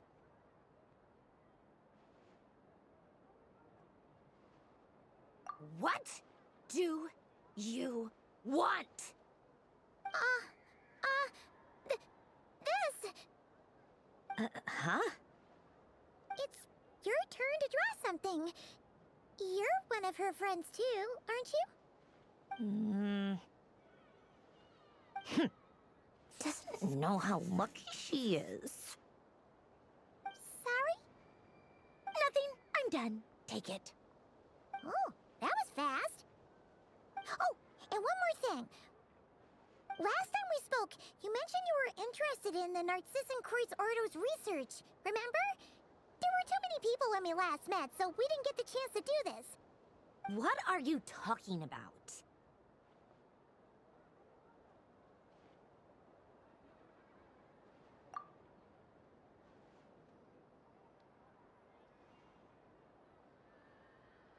This is...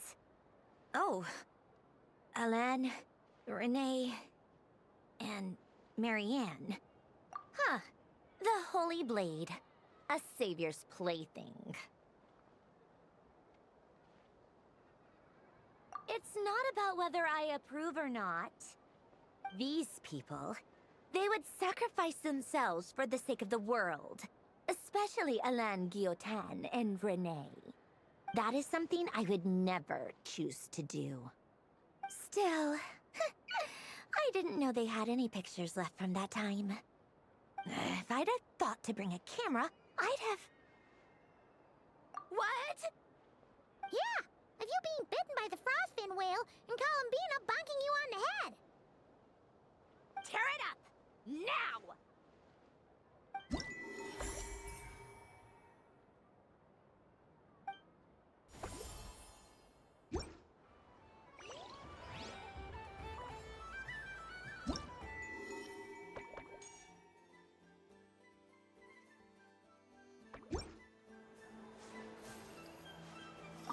What's there to see on that moon anyway?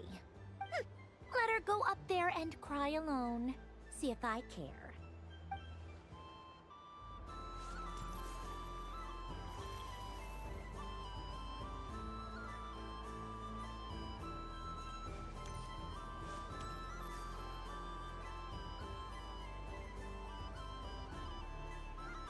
What is going on over here? It looks like fun. Hold it right there! You can't run away from me, Moon Goddess. Hmm? Are you talking to me? Of course. Do you see anyone else here dressed up as the Moon Goddess besides me and you? Hey, come on. Call me by my title. Happy Moon Prayer Night, Moon Goddess. And the same to you. Anyway, there's no time to waste. Get ready for the duel of a lifetime. Duel? Meet my partner, Stacko. Come on out, Stacko. Well, don't just stand there. Let's see your partner. Partner?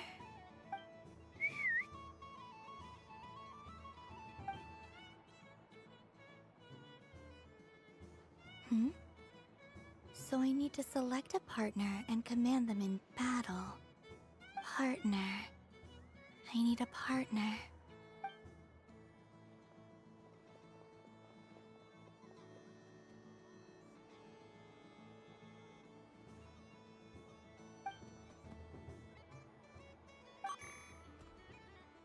Whoa! Am I seeing things? Where'd you get a Kuhenki? They're super rare. That's great, but you can only bring one partner to battle against me and Stack Up. No ganging up allowed. They all look so eager to be picked. Which one should I choose?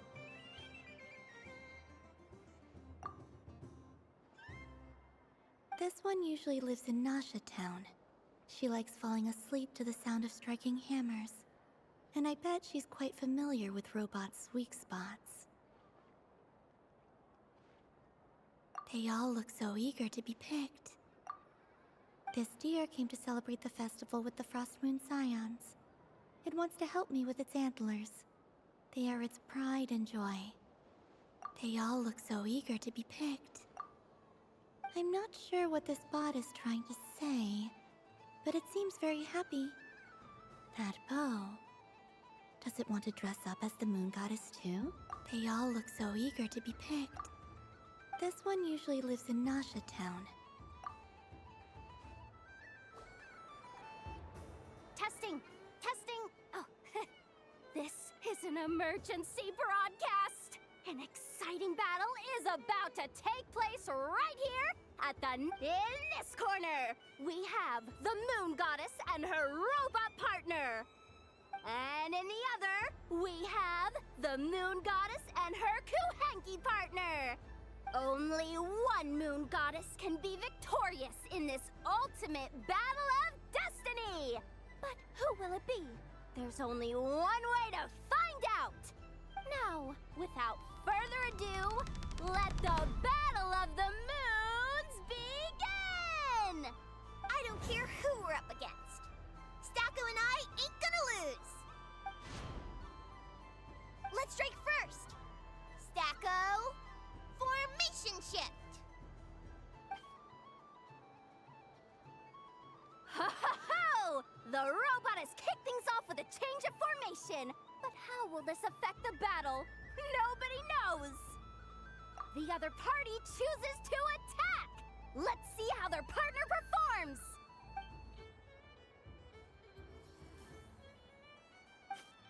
Stacko! The attack lands! And if those sizzling sounds are anything to go by, it was very effective.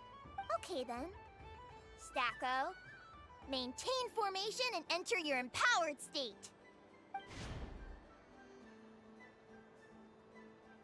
Empowered state! There we go! Now we're talking! Absorbing the immense Kuvaki present on Moon Prayer Night, this lean, mean machine has greatly increased its offensive power! Good choice! Buffs count for nothing if you beat them before they can use it! Oh, it's a hit! But Stacko stands firm!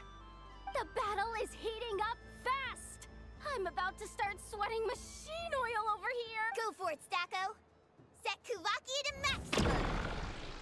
Can their opponents withstand this blow? And what will this moon goddess do? Don't be afraid. Fight however you wish. It's a moon lane! A deft use of a moon lane allows the Kuhenki to dodge the blow! And now it's spiraling around its foe in circles! One loop, two loops! The robot's screen is bugging out! It's getting dizzy! Stacko! Stacko is down for the count! Our winner is the Moon Goddess! The slightly taller one, I mean. You did your best, Stacko. I'll take you to Ainos for a checkup right away, don't you worry. Well, you beat me fair and square, I guess. Honestly, I underestimated you. Won't make that mistake again. I think my partner deserves most of the credit. Just you wait. When I'm a little bit older, I'm gonna come back a whole lot stronger. You ready for a rematch?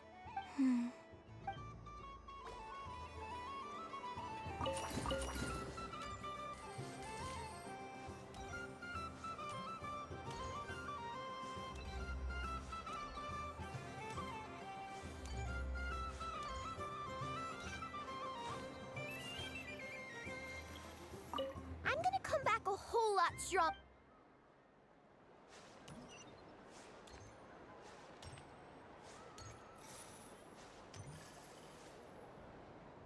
Moon Prayer Candy! Beautiful, tasty Moon Prayer Candy!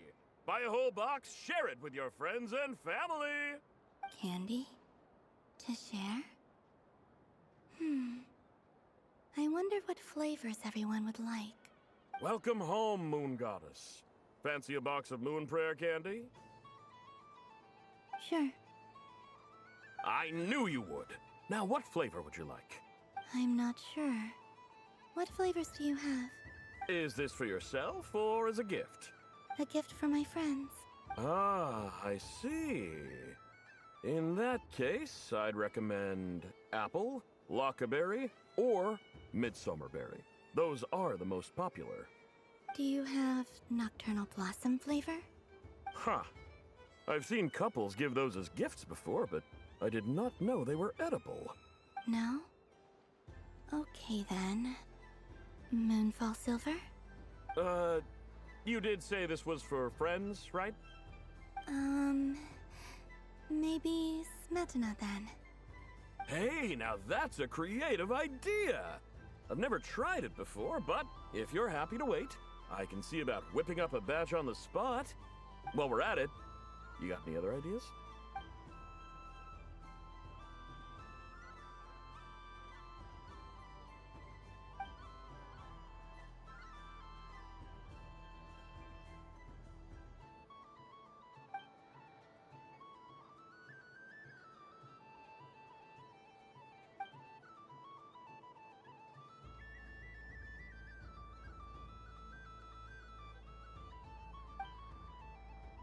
Here you go. Every flavor you asked for is in there. Thank you. I should be the one thanking you! You brought me a whole bunch of new business. I hope you and your friends have a lovely night.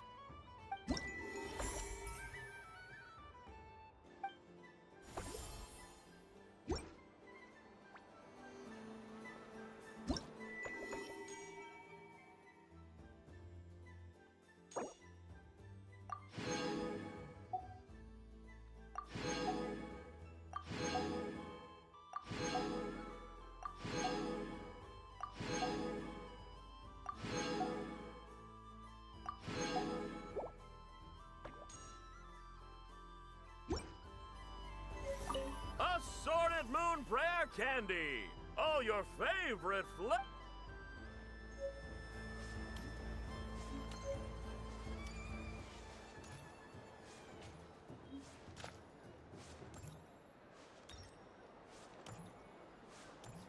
What's this? Should I give it a try?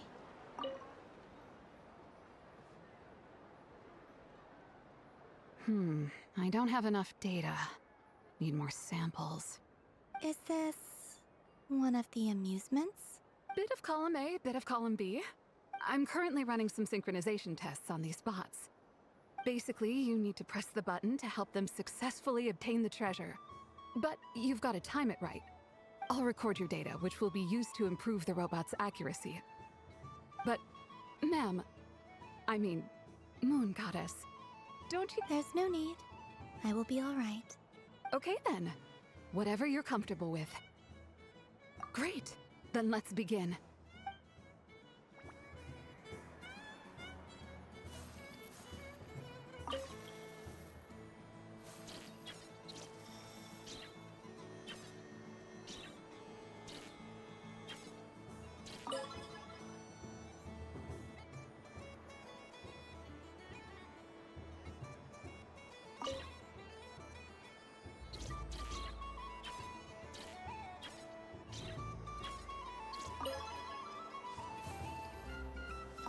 Would you like to try again? I'll record your data, which will be used to improve.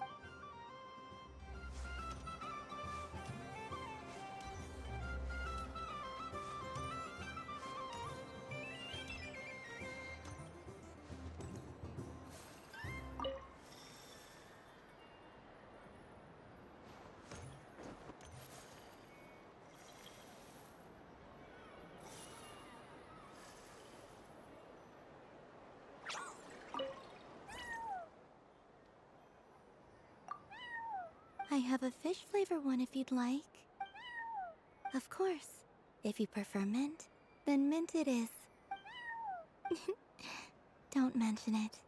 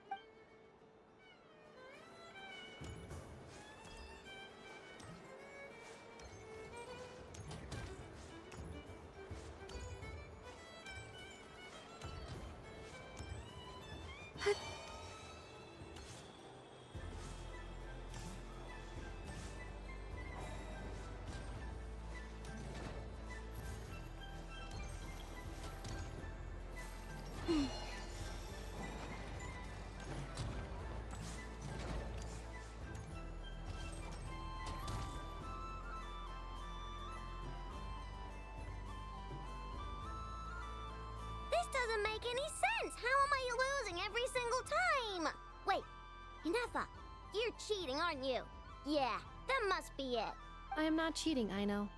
Uh-oh, sounds like Inefa's turning into a big baloney bot.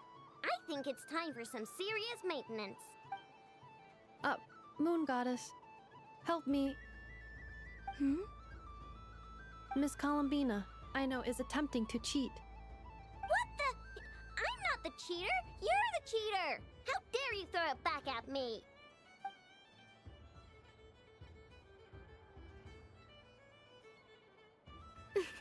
Alright, fine. Let's all laugh at I know. Just you wait till I get home, because I'm gonna make a game bot that can win 100% of the time. Let's see you laugh when I come back and beat your butts. You'll all have your heads covered in stickers when I'm through with you. We came to check everything was okay after all that yelling, but,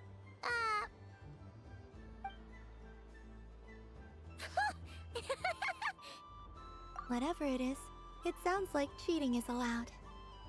Kuhenki concentration. Each player starts with differently colored kuhenki. Each round, they draw one kuhenki from their opponent. When a player has two kuhenki of the same color, they make a pair and can be discarded. Any that can't form a pair must be kept. The round ends when a player can't form any more kuhenki pairs, and that player gets a sticker. ooh, can 4 people play as well? That is fine, so long as the turn order is fixed beforehand. Alrighty then. In that case, the 2 of us will join as one team. Okay, but if you lose, you're both getting stickered. I don't want to hear any excuses. Sure. And if we win? If you win, only one of you gets to sticker someone else. I have taken to calling this. Hey, lay off me, alright? Okay, so we're starting the game from scratch again, which means all my stickers so far don't count. Looks like Luonatar is the Kuhenki of honor for this game. Anyway, let's go clockwise, starting from Inefa.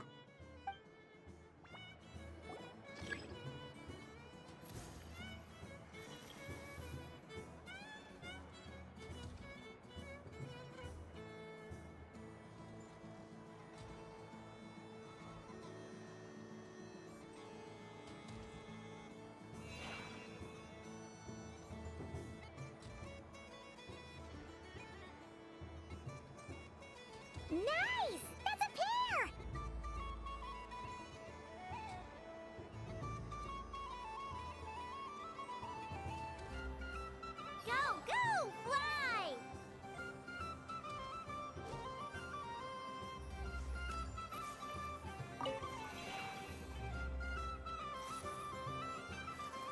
Go on.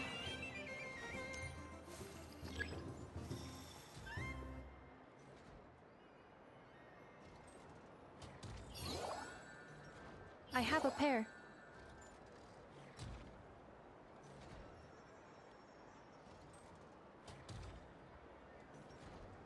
Uh-oh!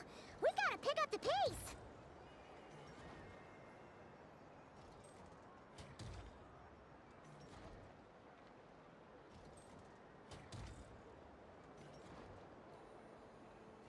Phew, that was too close. I thought I was gonna lose.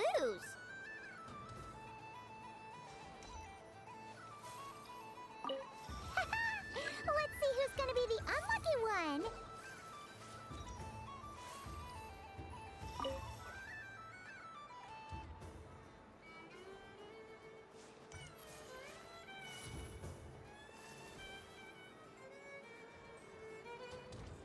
Good luck, everyone.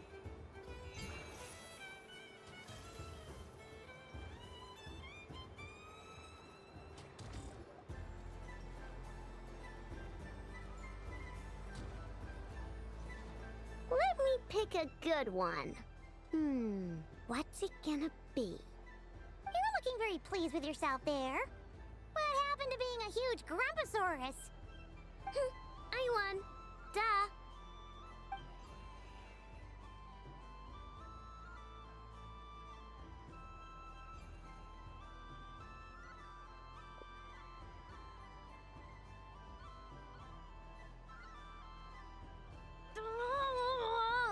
Me again?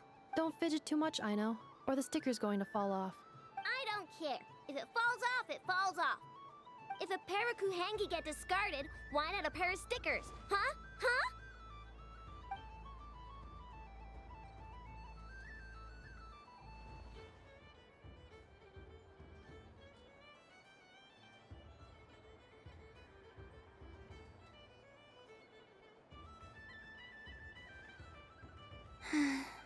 I've lost.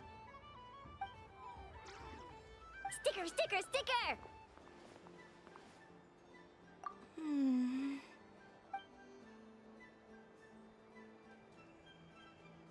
Cute! You think so? Shame. I can't see it for myself.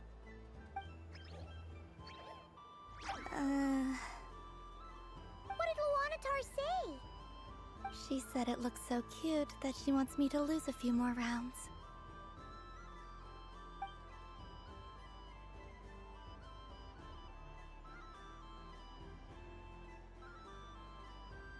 Who put these stickers on Paimon's eyebrows?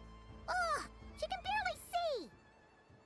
Alright, now, I think we got enough evidence to prove that there's a serious problem here. Yes, I agree as well. The culprit is... Inefa! Culprit? What did I do? Quit acting dumb, Inefa! You're not wriggling your way out of this one. I've been watching you. Not only did you remember whose side Luanatar started at, but every time someone drew a Kuhenki, you were logging it and calculating every last possibility. Which Kuhenki pairs were gone, who had what color Kuhenki in their hand, even our facial expressions. You were keeping track of it the entire time. Exactly! What Aino said! Putting aside the fact that running calculations is not against the game rules, do you have any evidence to support your allegations? But that's not against the rules either. So she admits it. She certainly does. Alright, everyone grab a sticker. It's time to get Inefa back. But... Take that!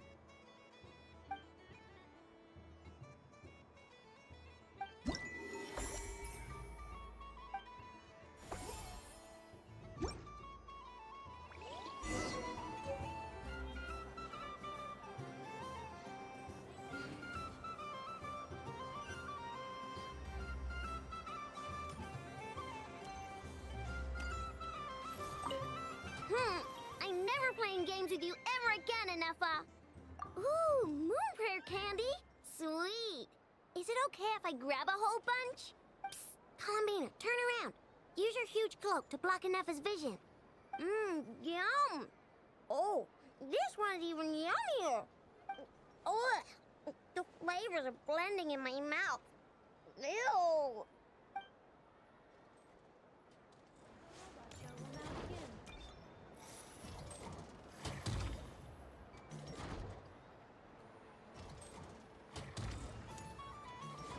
Please welcome to the stage.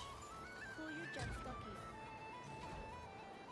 Combining precision engineering with water cooling technology, this high-performance sprinkler fires powerful, controlled balls of water for up to 14 seconds at a time,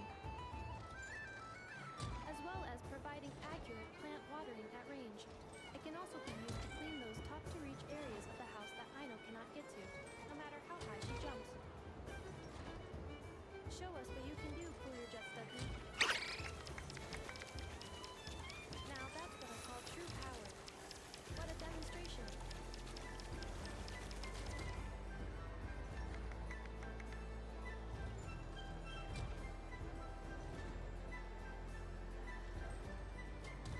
Dealing with stage waterlogging. Task complete.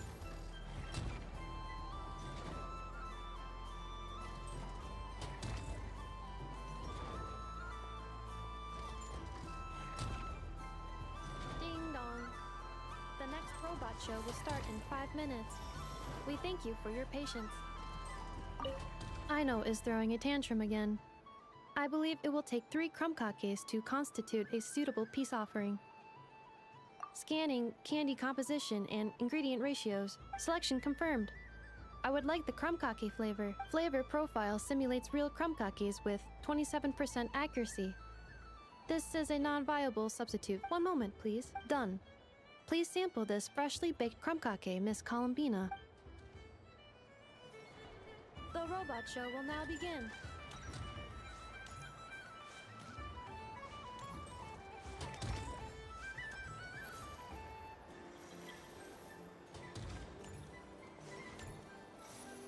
Next up, we have Knuckle-Duckle. This armed domestic robot utilizes multi-sensor fusion technology to provide 24-hour security and environmental parameter monitoring. Duster mode redefines the meaning of dusting, providing our companions with a holistic, thorough, and effective cleaning service for the long term. Take it away, Knuckle-Duckle.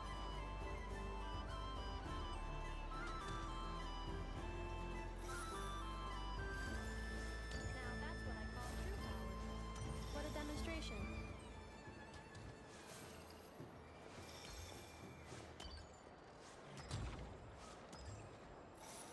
Clearing stage of Kubaki stamping die. Task complete.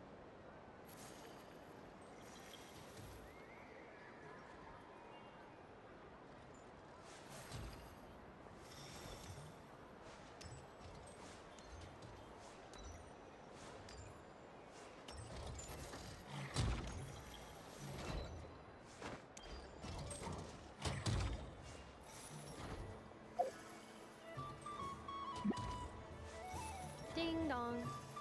The next robot. Aino is throwing a tantrum again. Ding dong. The next robot show will start in 5 minutes. We thank you for your patience.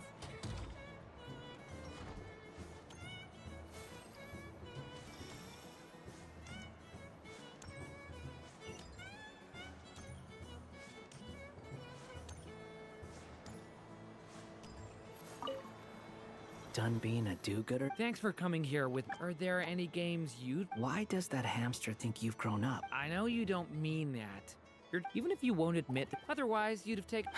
Looks like Albedo's socialization program has been... A moon prayer candy for me? It smells like... baked apples and butter. Reminds me of Good Hunter, a restaurant in Mondstadt. I always have to resist the temptation to go there, unless I'm ordering food. I understand your homesickness, Miss Columbina. I have a double dose of it, because both Simulanka and Mondstadt are my home.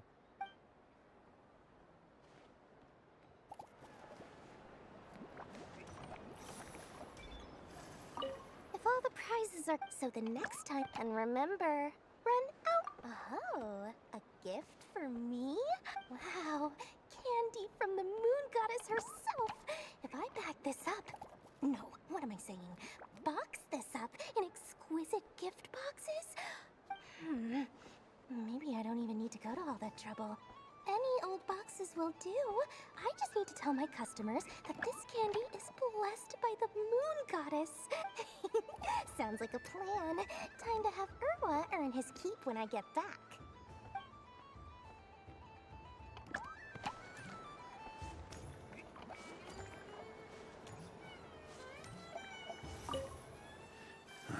Huh? Albedo? This sketch is... Oh. The North Wind left in a lurch. Ooh, I get one too? Nice, thanks. What is that? Oh, it's so familiar. Don't tell me. Oh, I got it. It's like the candy jar dropped into a vat of today's boon. Whew, seems I'm a proud recipient of today's Feast of the Moon, huh?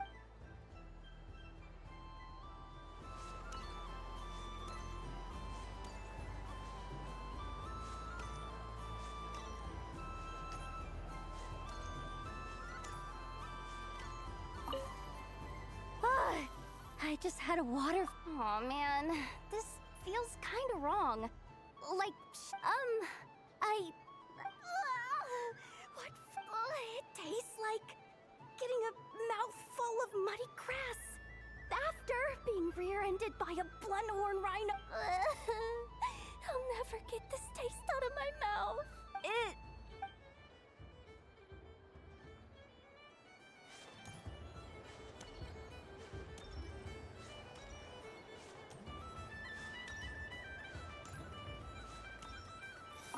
Yes.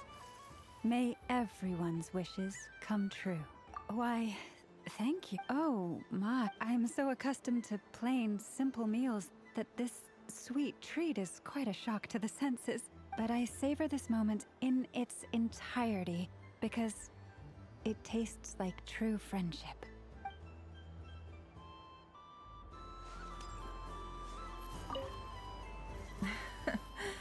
That was fun. It's a shame Ashru doesn't like playing with water. Alright, oh. A gift? Very nice indeed. Candy is one of many luxuries that the desert folk could never afford. How I yearned for candy when I could not have it. Yet, now that it is readily available to me, I never seem to crave it. May your moon prayer night be one free from regrets.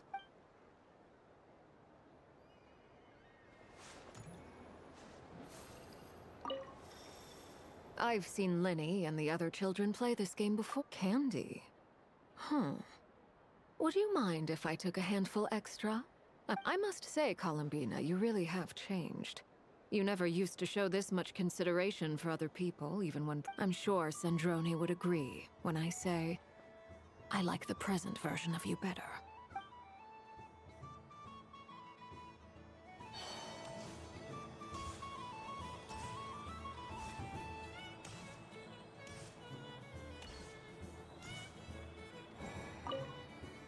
What's there to see on the...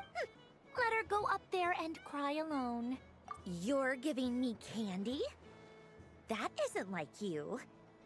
This had better not be some weird prank. Coffee flavor? I thought you hated coffee. Hey! Don't take it away! I never said I didn't want it. I mean, you can't unmake the candy now.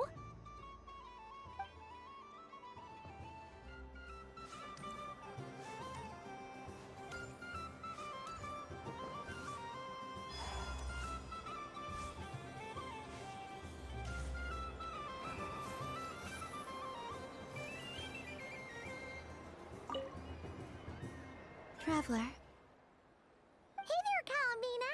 Are you done checking out the festive amusements already? Are you sure you don't want to look around some more? You might not get another opportunity like this for a while.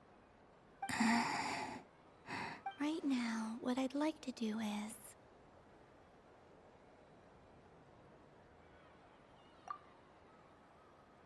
Oh! Candy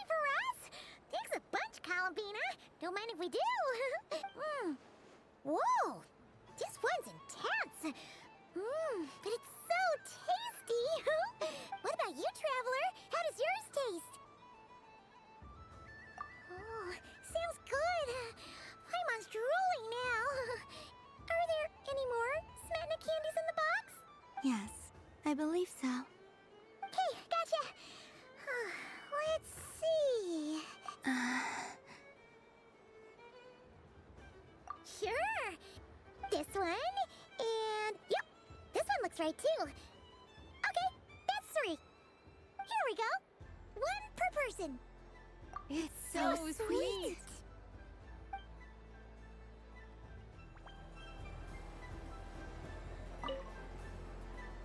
Traveler, Columbina! Finished with the festival already? Okay.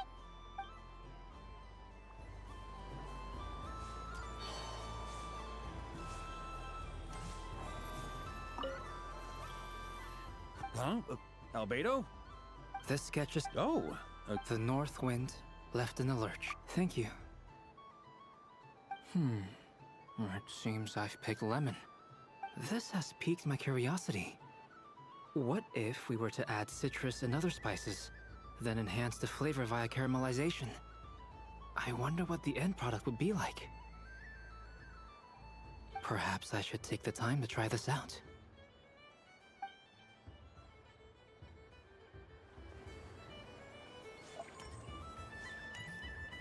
Up for another round of fish blast? Oh, bless my fluffy tail! Dodoko has never let the feasting begin! Oh, sweet as a tomato bathed in sunlight. Thank you very much. You truly are a friend to the Dodoko. Please share the rest with other people. I am sure everyone will fall in love with the taste of pure joy. I don't suppose you... Don't get me wrong, once is plenty. Oh, I love the color of this wrapping paper. But the bow on that one is just so perfect. I know the wrapping paper doesn't affect the flavor, but it does set the first impression, which can influence your mood as you eat it. And I have to listen to my heart and pick the one that I can really build a bond with. It's the only way to eat candy. Oh, but look at the shape of this one, how lovely! Ah, this choice is getting harder and harder. The death card made a most enic, the moon for which fretting is of no avail. Ah, you're such a polite child, Miss Columbina. But we elders have already partaken of our fair share of stories in this world. Enjoying candy, keeping up with the hip and groovy trends of the day. Oh, these things should be left to youngsters like you. I hope you don't misunderstand me. I do not intend to lecture you or reject your kindness. It is simply that the mere sight of this candy is starting to give me a toothache.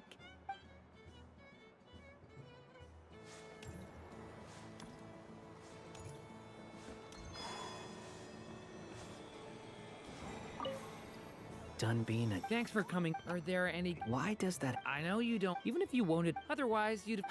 Looks like Albedo's socialization program has... I thought you'd actually spend your precious time doing something more worthwhile.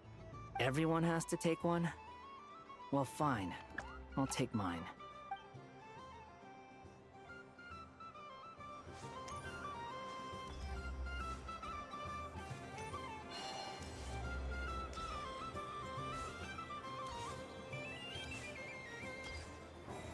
Something about festive lighting always has a way. This is most thoughtful of you, Miss Columbina. Kindness exudes from your heart like benevolent moonlight. Forgive me, but I shall have to enjoy this gift a little later. I hope that the flavor I chose is not the only one of its kind. If others were denied the chance to sample such kindness as you have shown to me, it would be a great pity indeed.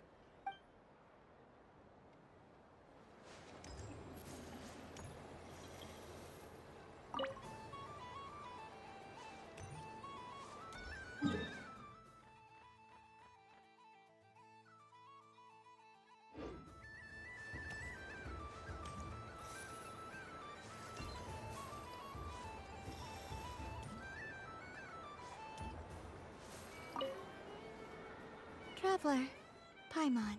Columbina! Finished with the festival already? Really?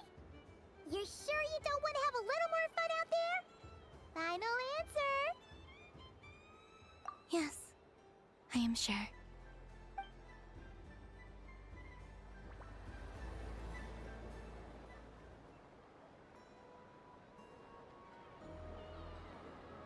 This was the most fun I've ever had on a moon prayer night.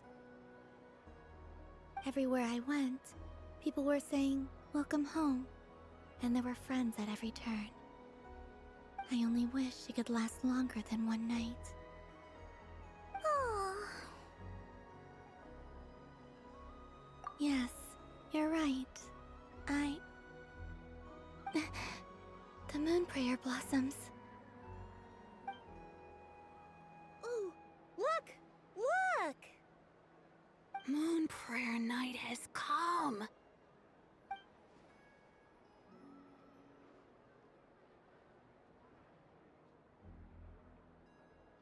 The moon. It's so beautiful. Happy Moon Prayer Night, dear. Happy Moon Prayer Night. Happy Moon Prayer Night.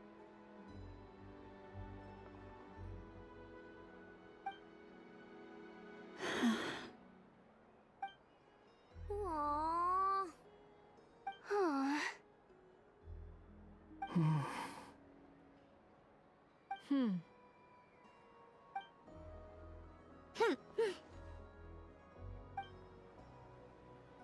Time flies when you're having fun.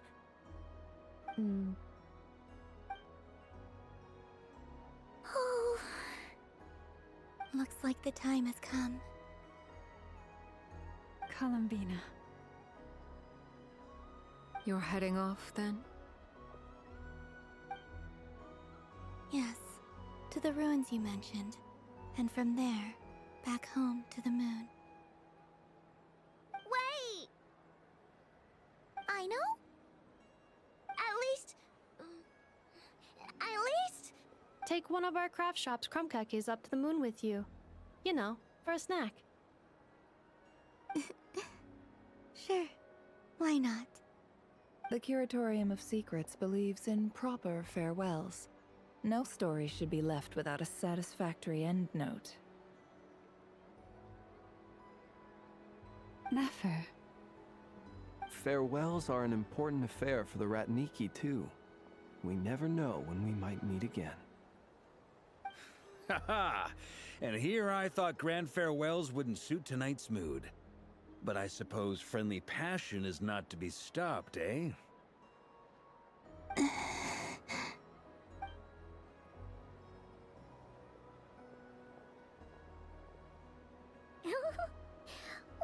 made a little something for you, Columbina.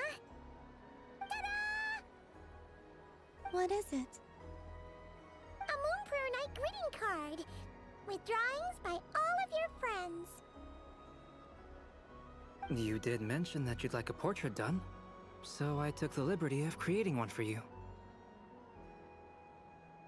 I, meanwhile, did the portrait of Mr. Albedo, and Mr. Varka did the same for me. I mean, I think my work was pretty true to life, don't you think?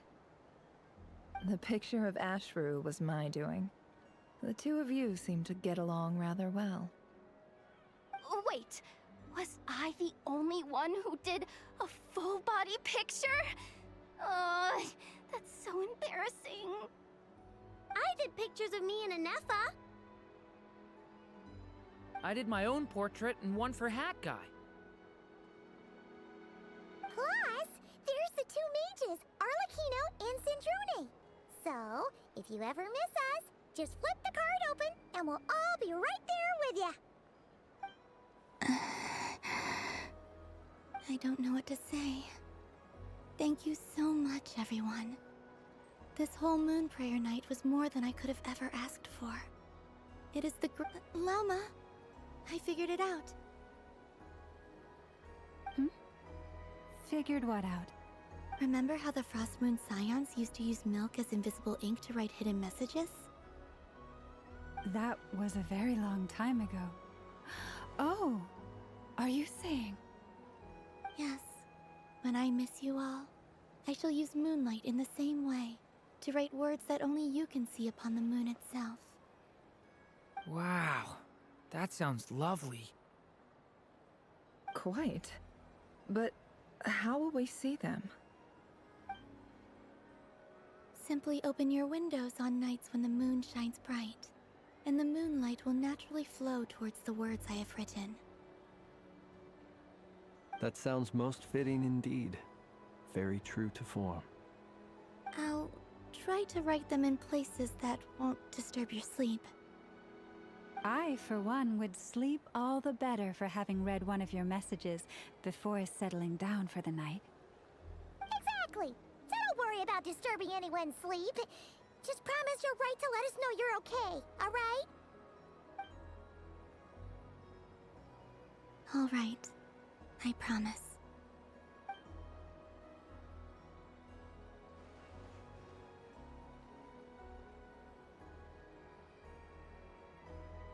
In that case, Columbina. I'm ready. Very well. Let's go.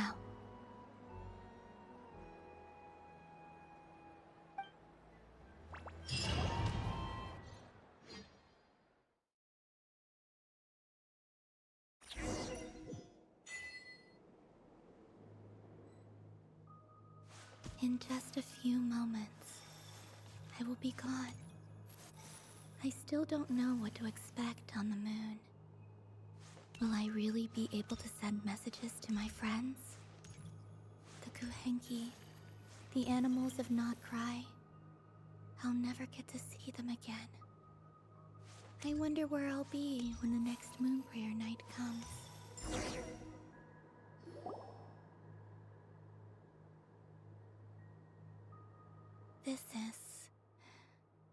This is where the people of Hyperborea used to communicate with the moons.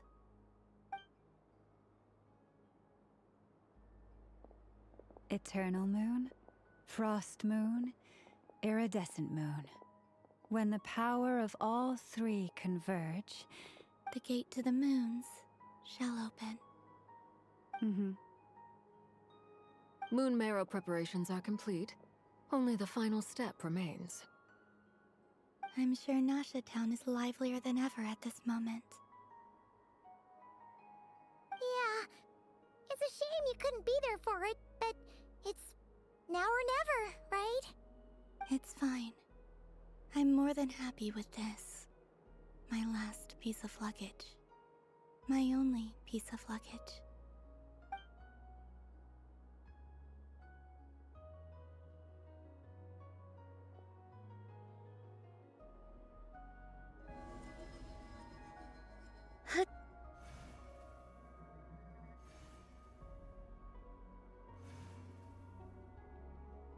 I can already feel the moon calling to me.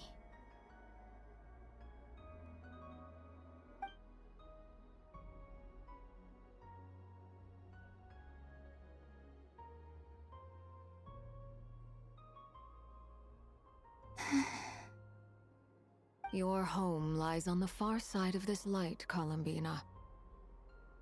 From now on, we will at last have a reason to pray to the true moon. Columbina. Yes? I'm listening. Be sure to come back and see us when you get the chance.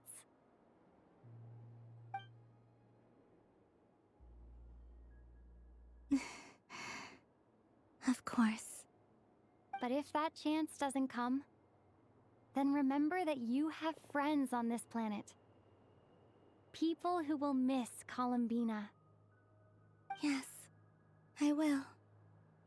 Thank you for everything you've done for me. And remember, come night or day, the moonlight shall always connect us. Well then, farewell, my friends.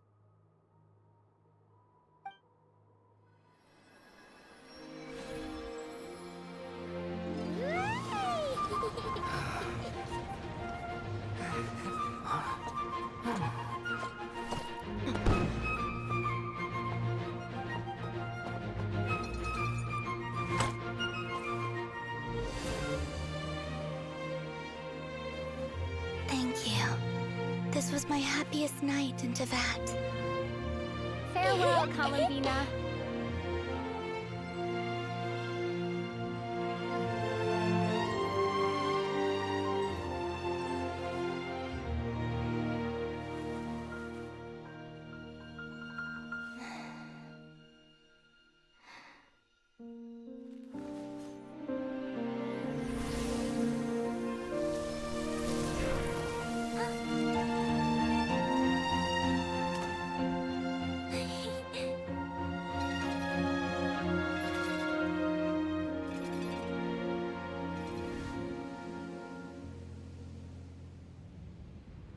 The moon really is closer than ever tonight.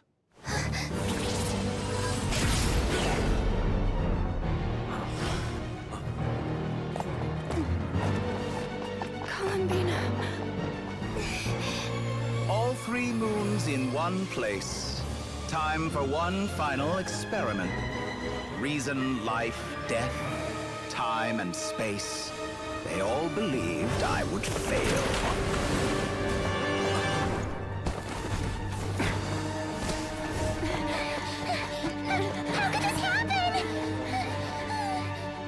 But Tevat's primordial power never did belong to the throne of heaven. And now, they are mine.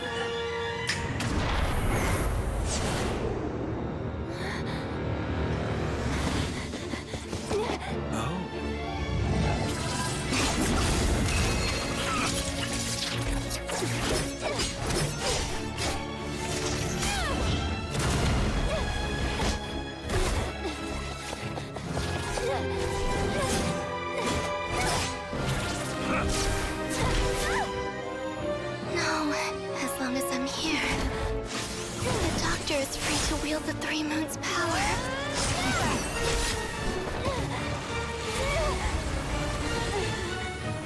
It's the only way.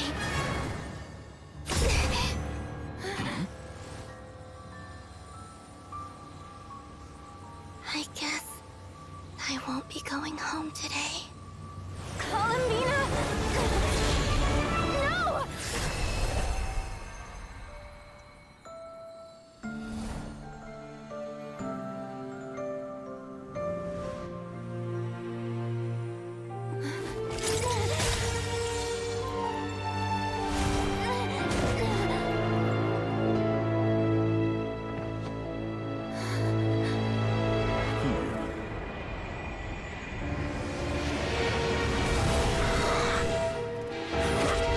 Stubborn world, do not try to control me.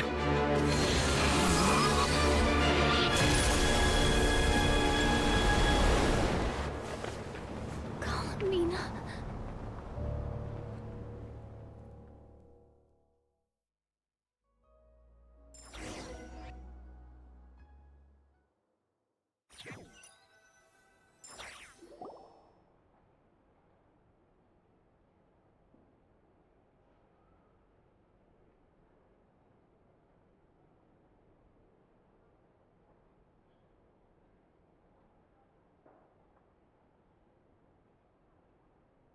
Are you all right?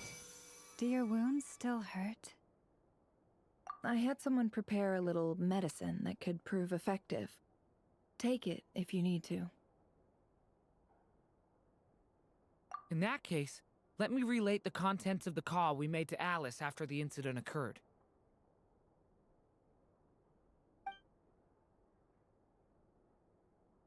That Dottore is a crafty one.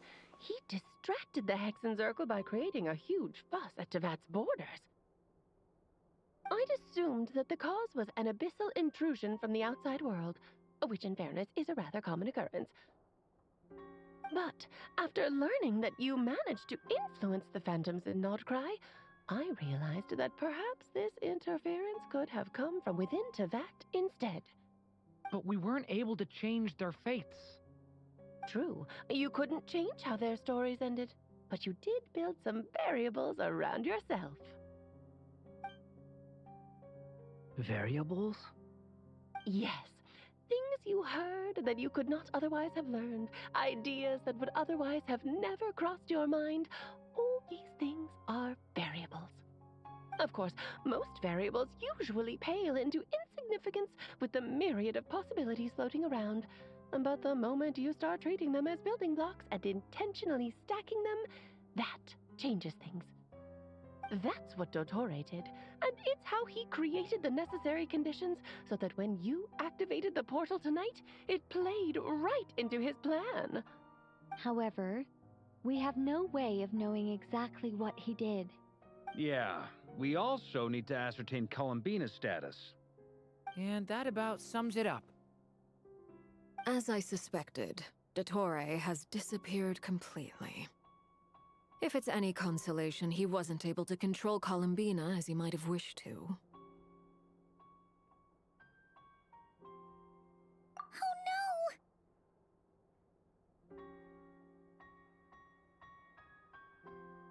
What? She did what? All we saw was Dottore appeared and used some kind of power. The next thing we knew, he and Columbina were gone and you were falling into the sea.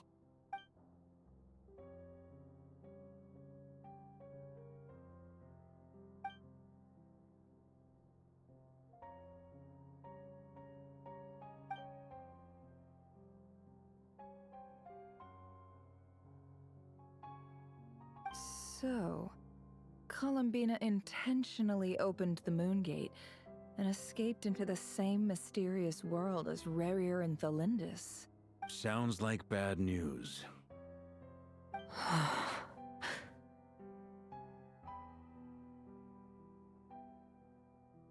Seen in that way, the Trilunar Syzygy and Rerir's emergence, Dottore might have been pulling the strings in both cases.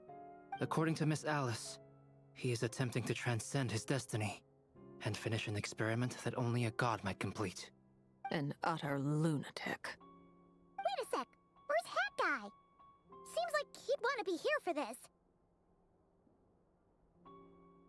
He took off with the Dodo communication device after we spoke to Alice.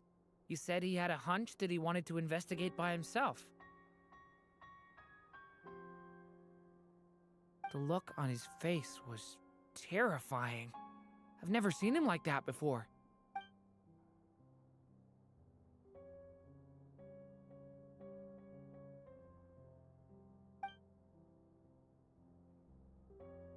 I'm back. Hat Guy! I went to look for the Hyperborean phantoms again. I think I've gotten to the bottom of it. I got them to talk to Nicole on the other end of the communications line. Turns out, the history they describe is different from how Nicole remembers it. Really? But how? Surely Nicole can't have been wrong. Because the phantoms are the ones who are deceived. They speak of a savior who appeared in their history. One who never should have existed. This savior promised to create a new moon within the false sky, and even bring back their moon goddesses. Foolishly, they believed in him, and told him everything he wanted to know about the moons. It's obvious that this was Dottore's doing. Now you mention it, the first time we entered the Hyperborean ruins, we heard the phantoms discussing their history, and I remember Nicole commenting that something sounded a little strange. But Dottore shouldn't have been able to get in there in the first place! He didn't. Nicole said that this was an anomalous state triggered by disruptions in the causal connections between phantoms from the same era.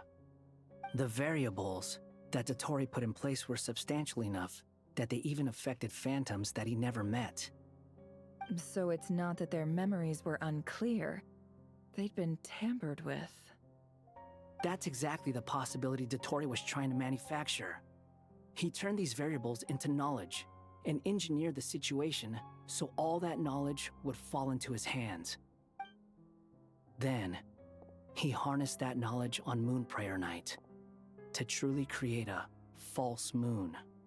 How is that even possible? To be precise, he exploited a weakness in the way the spell works. The spell senses Kuvaki to detect the moon's location. So, as long as the false moon more strongly resembled a moon than the frost moon beyond the skies, The gate would teleport Columbina to the false moon's location. In other words, to Dottores' side. Once he had her under control, the teleportation spell remained active, and he manipulated her power to seize both moon marrows. At that moment, the moon marrows disappeared right before our eyes. It was already too late, even as we were leaving the ruins. By then, Dottore had already amassed the power of all 3 moons. So, where does that leave us? What do we do now? I'd certainly like to know what Her Majesty thinks, now that the concerns I expressed to her have come to pass. But we cannot simply sit and wait for her to decide the matter. And in any case, it is not the Fatui Harbinger Damselette who sees us as her friends, but rather Columbina Hyposelenia. If, even in such extreme circumstances, Her Majesty will not lift the prohibition on Harbingers drawing steel against one another, then I will do as my heart demands. I will fight as Peruware instead. Oh, Arlecchino! Time is short, so I'll make the first move.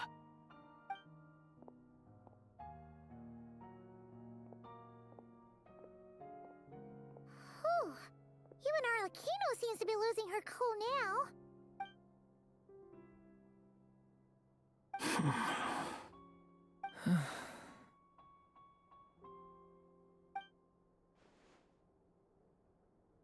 All right.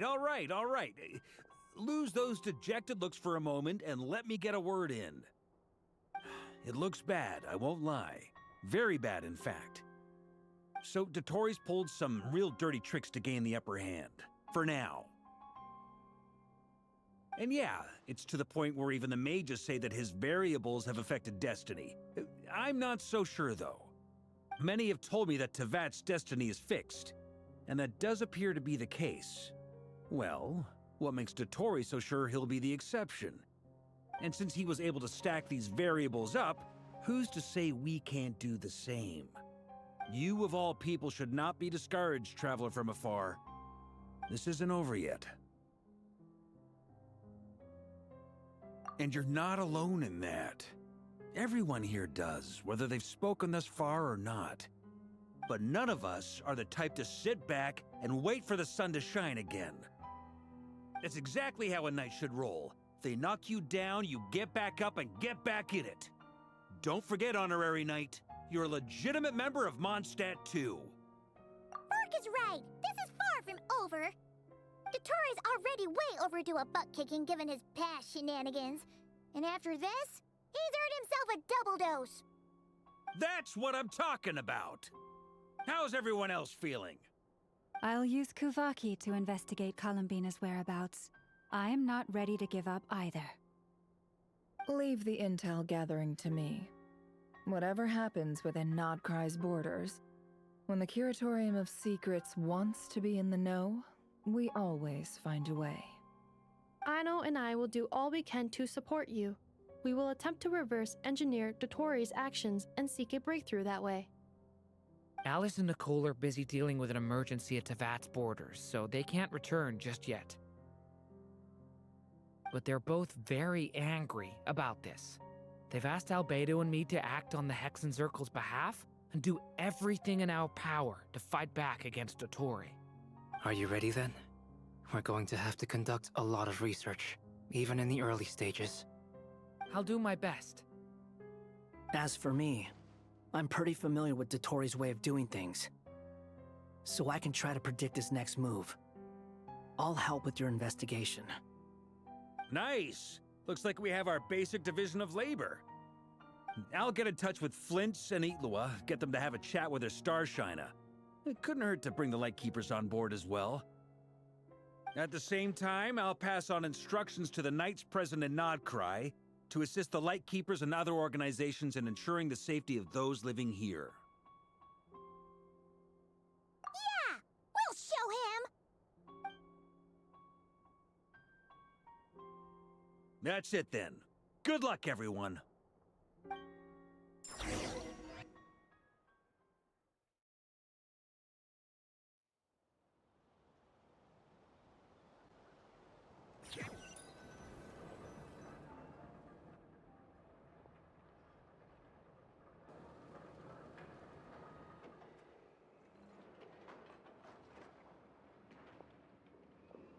I never thought that Columbina would become my real name. It went from being a Fatui code name to something my friends call me. And remember, come night or day, the moonlight shall always connect us.